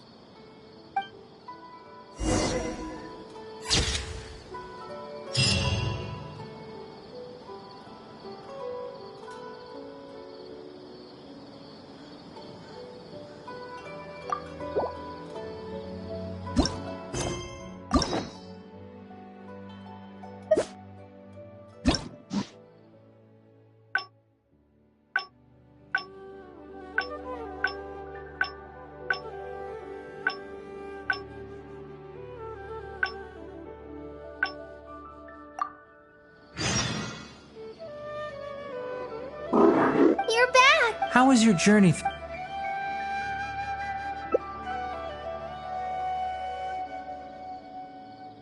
So Madame Faruzan has some other things to settle. Alright. And to think that Raid was doing all of those things. Madame Faruzan will be able to repair Carcata when she gets back.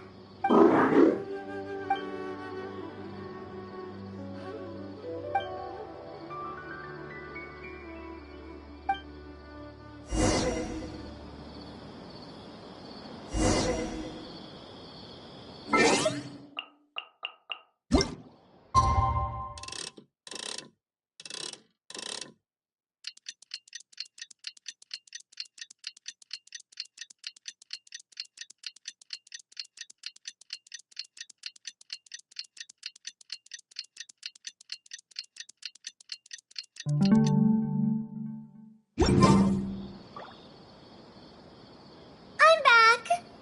What? Is there to be no welcoming party? Madame Faruzan, we're over here! That's more like it. Now, here are some components I brought back from the desert. Switch these out with the ones Carcata is using right now, and it'll be back in ship shape. So this is a relic of an ancient civilization? Unbelievable. Unscrupulous, huh? Sounds like you already told them what happened. Is that so? Thank you. It's nothing. I've already given all the evidence we have against Raid to the Academia.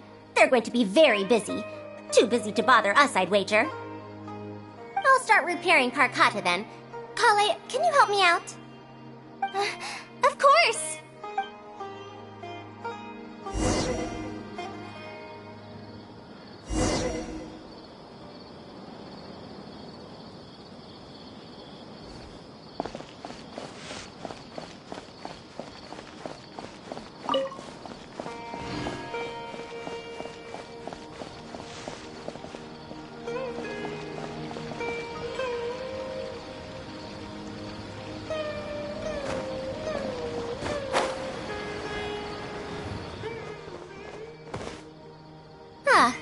Here. Thank you for keeping Tamimi a secret. If I tell them about Tamimi, will they still feel happy for Karkata? Even if we could convince them to accept the components, they'll probably still feel bad about it. I don't want my past to affect people in the present. That applies to both me and other people. It's fine. I'm used to this. I once believed that I'd never hear from my old friends and family ever again.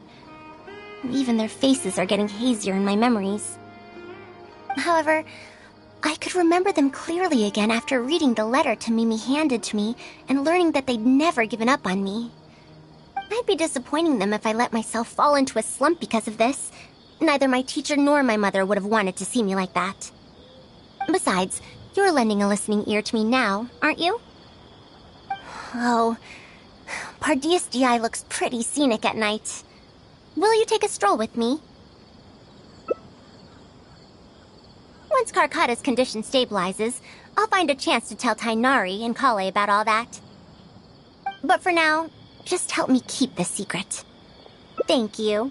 Whether it's 100 years ago or now, I have people who worry about me. I suppose I should consider myself quite fortunate. The only time when I felt otherwise was when I had just returned to Sumeru. No one came to check up on me then.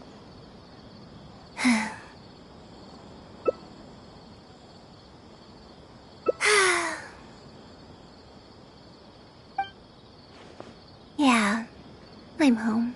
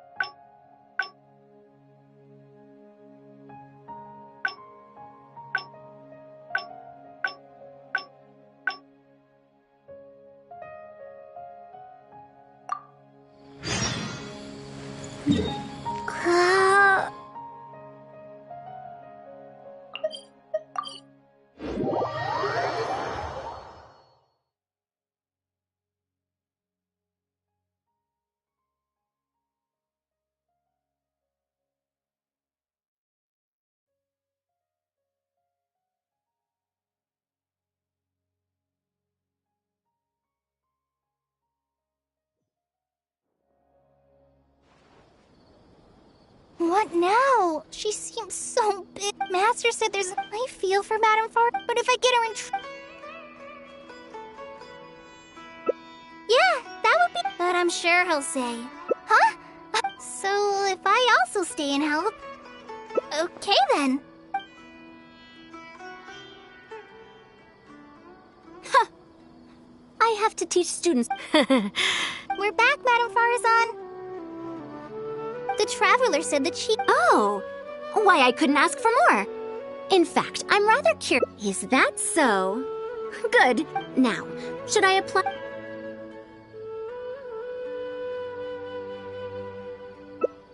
I don't know if Tainari's told you about this before, but while my research involves learning about ruins and the mechanisms within them, I don't belong to Ksharawar, which specializes in researching mechanisms. Nor am I in Spontamod, which specializes in researching energy flow. She has been invited to Ksharawar multiple times to continue her research, but she's rejected them each time. Just listen to how they introduce themselves. In the future, Ksharawar will be the only Darshan with the ability to research mechanisms. Besides, the current Ksharawar is more concerned about how mechanisms can be used in everyday life, while my research involves textual analysis of ruins. If they're trying to use the collaborative project as an excuse to have me reconsider again... No, that's not it. The request this time is from Akara Crafts. The representative of Ksharawar recommended you to them, Madame Faruzan. Respect? Oh, my. Putting aside my ideological differences with Ksharawar, I suppose I must acknowledge this attitude of theirs. At the very least, they're bounds above those decrepit Haravatat fools. Yeah, Akara Crafts is a pretty nice shop. Well, since both of you feel as such, I shall first hear this proposal. In summary, Akara Crafts wants to design a series of early learning toys that will cultivate curiosity and learning in children. Early learning toys. Interesting. The academia agreed to work with them because they hope that these toys can help children become excellent researchers in the future. True. The current academia is in need of some new blood. If the children start learning now, perhaps I can find some talented students in a few years. Madame Faruzan, you still haven't found any students? Anise, Ksharowar's representative, should be staying in the inn at Port Ormos. If you want more details, you can find her there. Port Ormos? Now there's a place I haven't been to in a long time. I wonder how much it's changed. I probably can't join you since Port Ormos is a little far from here. I should probably go back and report to Master, and then review today's homework. No worries. Go do your homework, Kale. Once I'm done with everything here, I'll head over to Pardistii. Thank you. Why, I'd even call this a rare chance for a curious researcher like myself to observe the legendary traveler up close.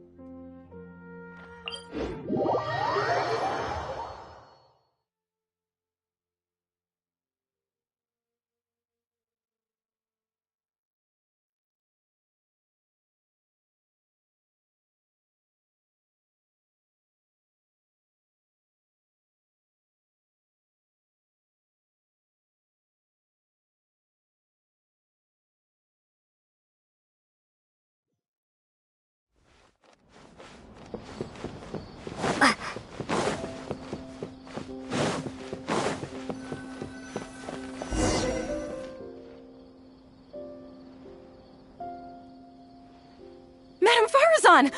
Oh, it's really you. All right, calm down. Let me be clear. I'm still not all that interested in Ksharawar. I'm just here to see how the project is going. After all, you are here as representatives of the academia in this collaboration. The reputation of all research is at stake here, so I will not simply stand by should mistakes get made. Either way, it's good that you were willing to come. Now, we've given Akara Crafts many ideas over the past couple of days. However, their owner thinks that our designs are too complicated, which will drive production costs too far up. That's expected. Students who have never had to deal with budgetary constraints probably don't understand how important it is to keep costs low. If you join the Ksharawar, your budget will be as big as you want it to be. I guarantee it.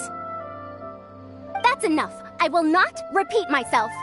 Take me to Akara Crafts owner first, if you please.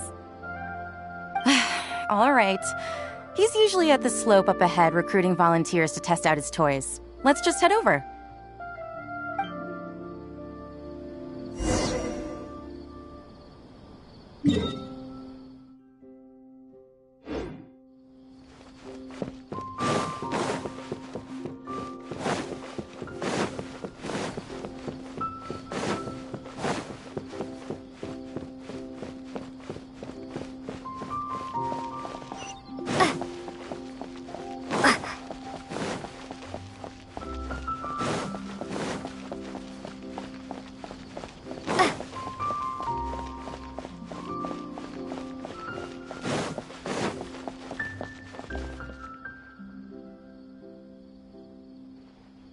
Mamdu, the one I recommended is here. Oh, so you're, Madam Faruzan? Yes, that's me. Ah, wonderful. We haven't been able to make any progress on our collaboration recently. We've made many suggestions, but Miss Anis thought that those ideas were too simple and wouldn't be effective in training the mind. These early learning toys are meant to help the academia train future researchers, after all. If they're too simple, then how are they any different from regular toys? But if they're too complicated, not only will they be expensive to produce considering our production capabilities, but they won't have much broad appeal to Sumeru's children either. So the design can't be too complicated, but it can't be too easy to play with either. I remember that in your notes, many contraptions have managed to fulfill complex functions despite using simple parts. Maybe we can do something similar with these early learning toys. The contraptions in my notes? I didn't create those. I simply took the contraptions in the ruins apart and analyzed them. But now that you mention it, the ruins did have things like that. Do you have a pen, paper, and scissors? I'll make a paper prototype. You have an idea already? I suppose I should have expected as much of a respected academia senior researcher. We do have those. Yes, please, help yourself. Oh, you're done already? Let me explain. These 3 thick lines represent 3 poles. These paper strips of varying lengths represent rings of different sizes. They can be slotted onto the poles and stacked up like a tower. Well, that is easier to make than I expected. So, how is this game played? That's very simple as well. You just need to shift the tower from this pole to another pole. Isn't this a little too simple? Even by the standards of an early learning toy, I mean. Of course, when moving each ring, the paper strips in this case, you must follow one rule. You can only move one ring at a time, and you can't place a bigger ring on top of a smaller one. It's like building a tower. The rings in the 3 poles must be stacked from big to small. I named this toy Pagoda Stack. Pagoda Stack. That sounds way too simple. Even I feel like it's missing something. Give it a try and you'll find out if it's simple or not. I heard from Anis that you find volunteers to try out the toys, right? Why don't we do the same for this game? It's such a simple toy. There's no need to... Mamdu, let's just do as she says. Okay, then.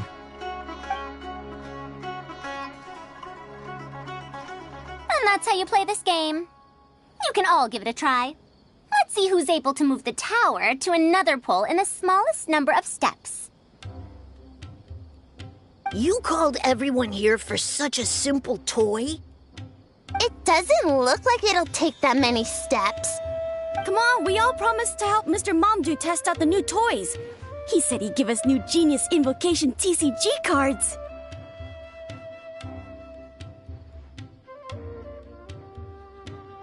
Ugh, fine. Let's get this over and done with so we can head back and play cards.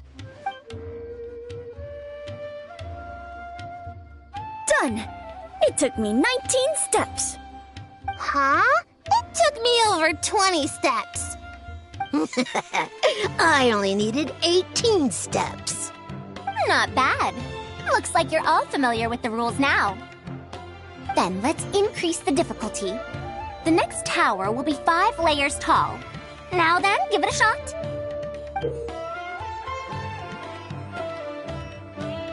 Wait, there's more? Well, since we're already here, why don't we just give it a try? An extra layer shouldn't make it that much harder, right?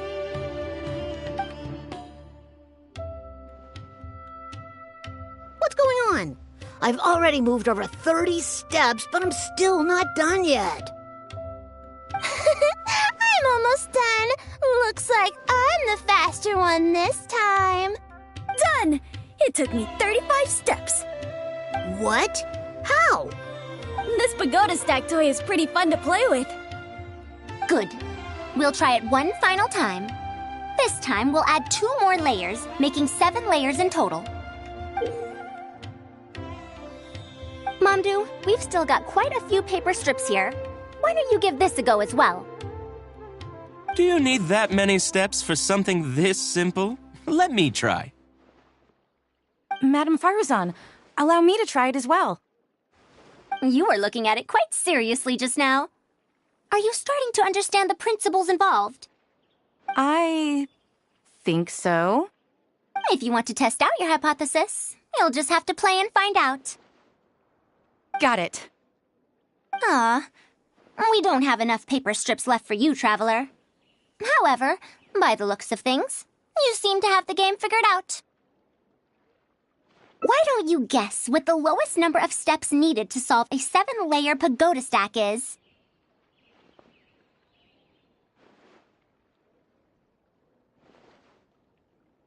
What a shame. You were close. However, you did well for someone seeing pagoda stack for the first time.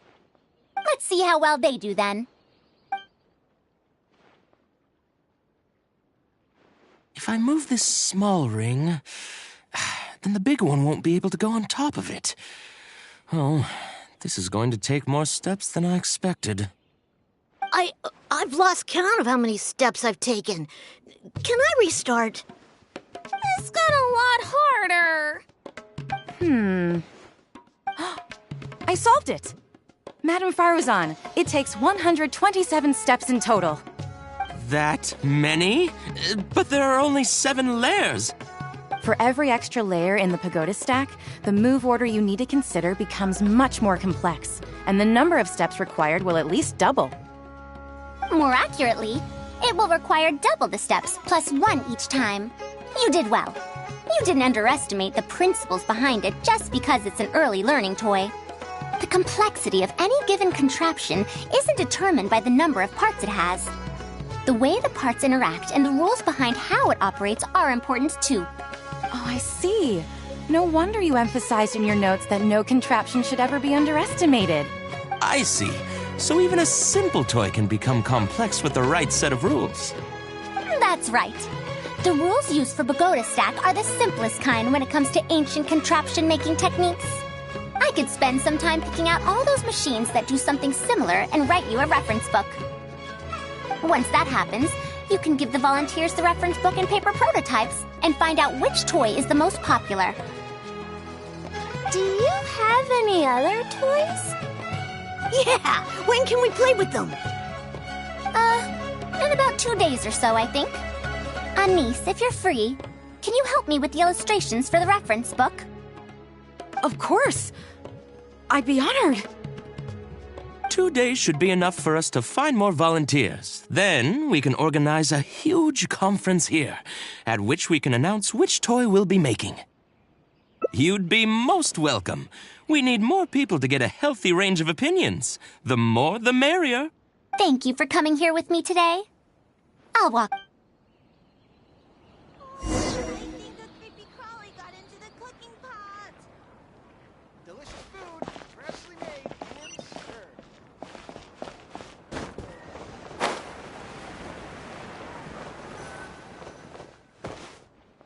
I'll be going then. Say hi to Tainari and Kale for me if you can. Once everything here is settled, I'll make my way over to Pardis DI as quickly as I can. You want to ask why I'm unwilling to join them, yes? Putting aside the fact that they're too full of themselves, I actually have no issue with their research methodologies and approach. After all, knowledge is either right or wrong. Superiority and inferiority do not come into the conversation. No matter what corner of the unknown they shed light on, it's a step forward for us all. Because I believe wholeheartedly in that principle. Even if the others call my research useless, as long as the knowledge I gain from it is accurate, it could become useful in the future. In the end, useful and useless are concepts that shouldn't be used to evaluate knowledge. When I first started deciphering ancient documents, I didn't think about how it'd be useful to Kasharawar. That's why there's no need for me to join them to do useful research. I'd rather stay in Haravatat. it's much more convenient for me to access the materials I need for my research here. Still, the funding that Ksharawar has offered me is so hard to get in Haravatat. Perhaps if this collaborative project goes smoothly, I can even ignore Haravatat and ask for a higher budget directly from the academia. Oh, I could come up with lots of ideas. With Anis's help, 2 days will be enough for our work. However, I'm still undecided as to the style of the reference book's text and illustrations. You're right. Explanations are a core part of early developments, too. By using detailed and accurate illustrations, we can impart knowledge more effectively. It would also make it easier for me to recruit students. Thank you. I'll take your opinion into account. See you in 2...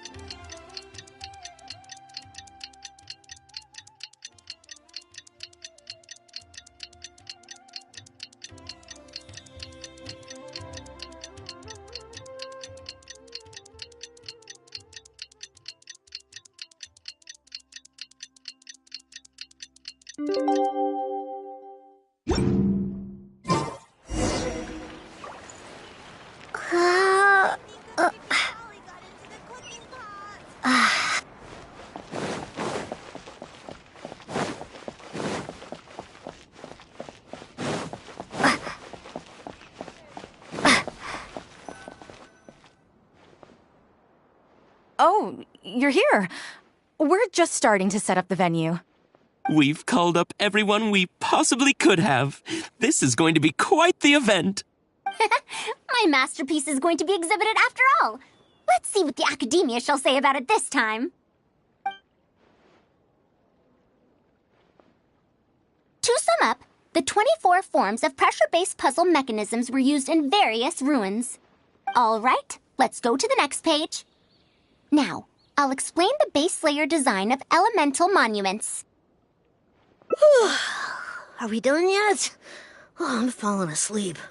I don't understand any of it at all.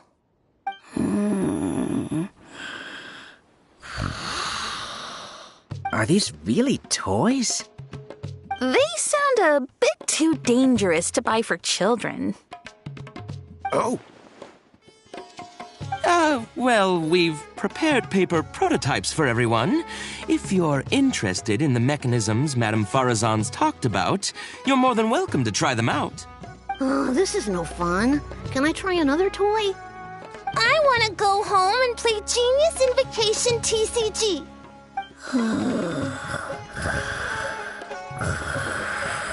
Forget it. I don't think anyone would be interested. I should go home and take care of my children.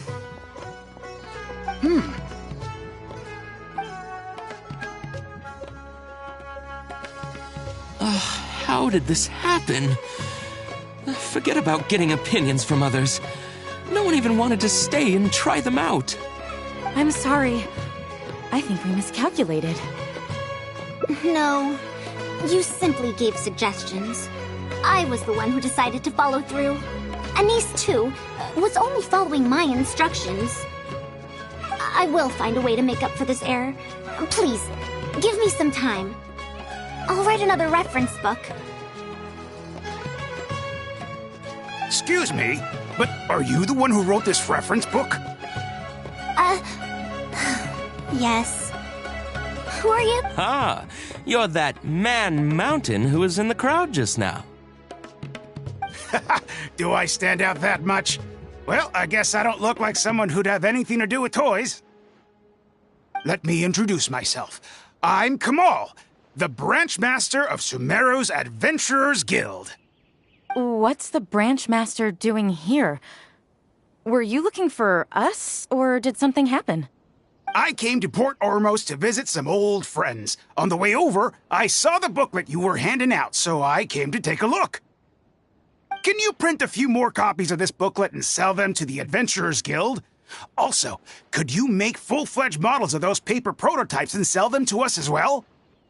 What does the Adventurers Guild want with these toys?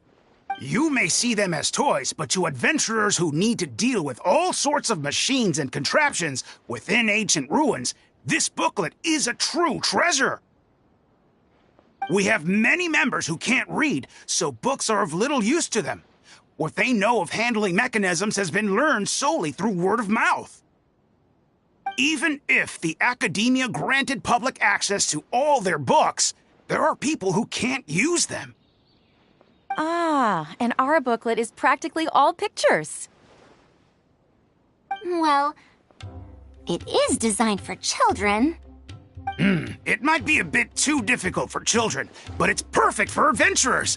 Also, those paper strips, you called them paper prototypes? If you can make wooden versions for demonstration purposes, even the most illiterate person would be able to follow along and understand. If we can supply a model set for each branch, and if each adventurer carries a booklet with them, then ruin exploration will become much safer. You really think so? I mean, yes. I always knew it. Knowledge will always be needed, one way or another. Making models of contraptions for the Adventurers Guild? To be honest, that sounds like a good avenue to explore to me. We'll probably have to send in a separate application, but it shouldn't be an issue. After all, this concerns safety during the exploration of ruins. It's a problem that the academia is actually trying to address as well. Then let's cut to the chase and discuss the details of our first order. The amount we're offering to pay in advance is this much.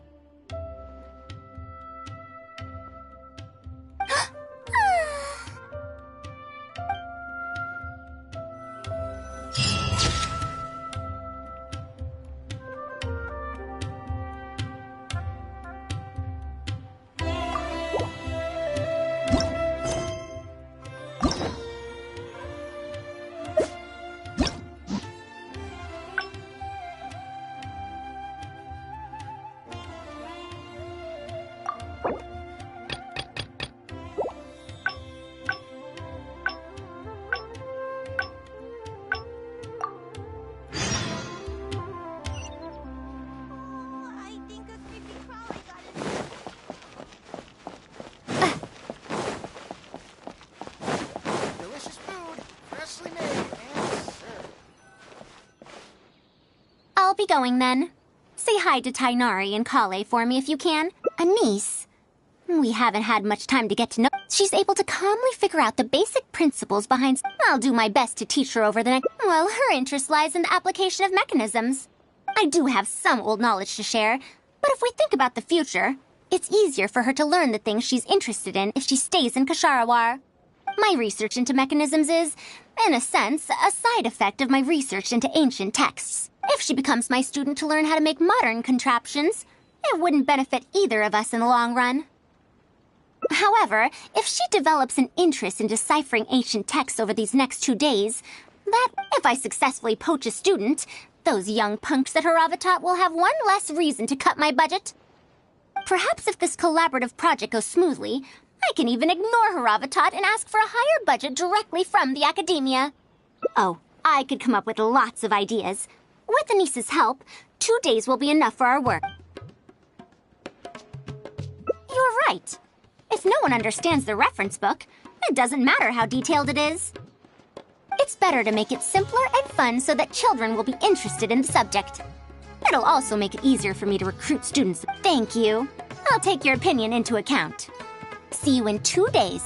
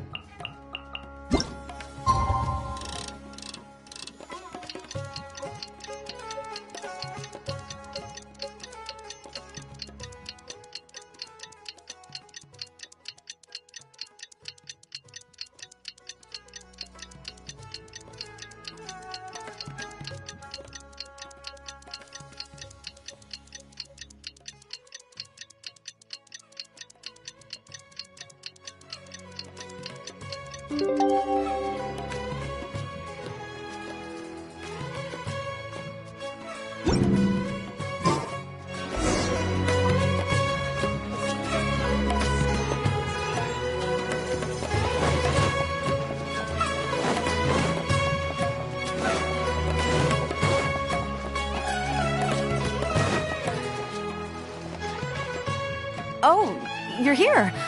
We're just starting to set up the venue. We've called up everyone we possibly could have. This is going to be quite the event. My masterpiece is going to be exhibited after all. Let's see. And if we activate this little mechanism just like that, a Sumeru rose will appear at the top of the cane. Oh, I see. I thought it came out of thin air. If the mechanism was bigger, you could make a rabbit appear, right? Then you can't use a cane. Could you switch it out with a hat or something? You're applying what you learned creatively. Not bad. Let's look at the next page. If you fold an origami bird like this, it'll fly further and more stably. Whoa. You can make a mechanism using just a piece of paper? The principles at play are even more important than the parts that make up a mechanism. These are pretty cool. I'm tempted to try them out. I'm not that interested in toys, but if they'll be beneficial for children's development... Everyone, we have paper prototypes and craft materials that you can use to make your own toys. Come try them out. This is such a well-prepared event. I'll give it a go. But we want to play too! It's fine. We have a lot of paper prototypes and craft materials. All feedback is also welcomed.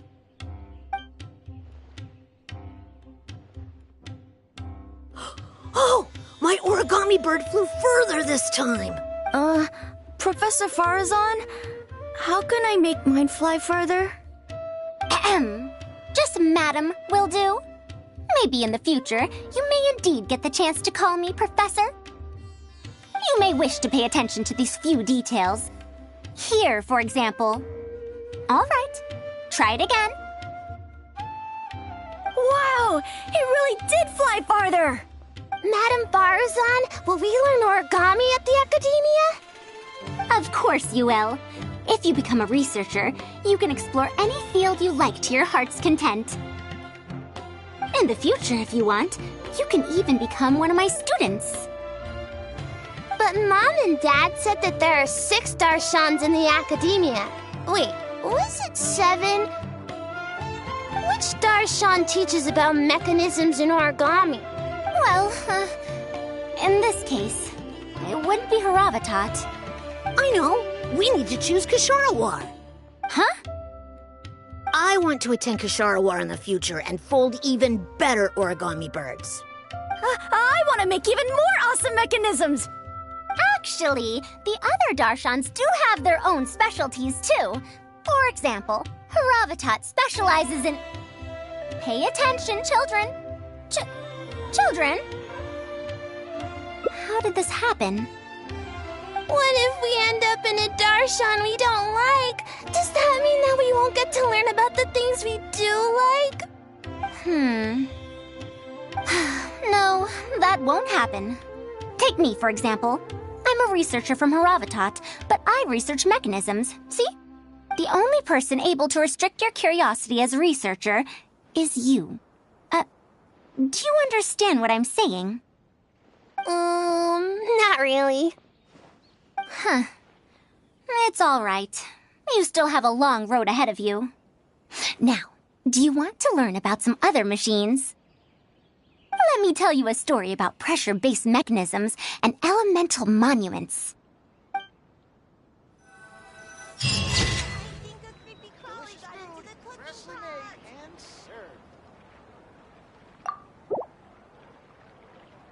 Windblade!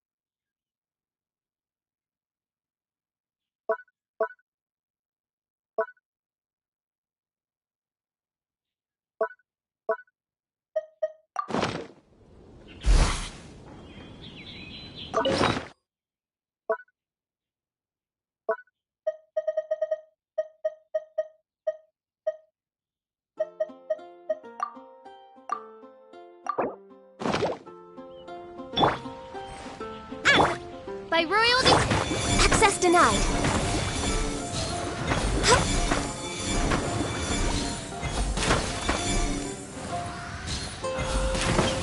Boba, get them!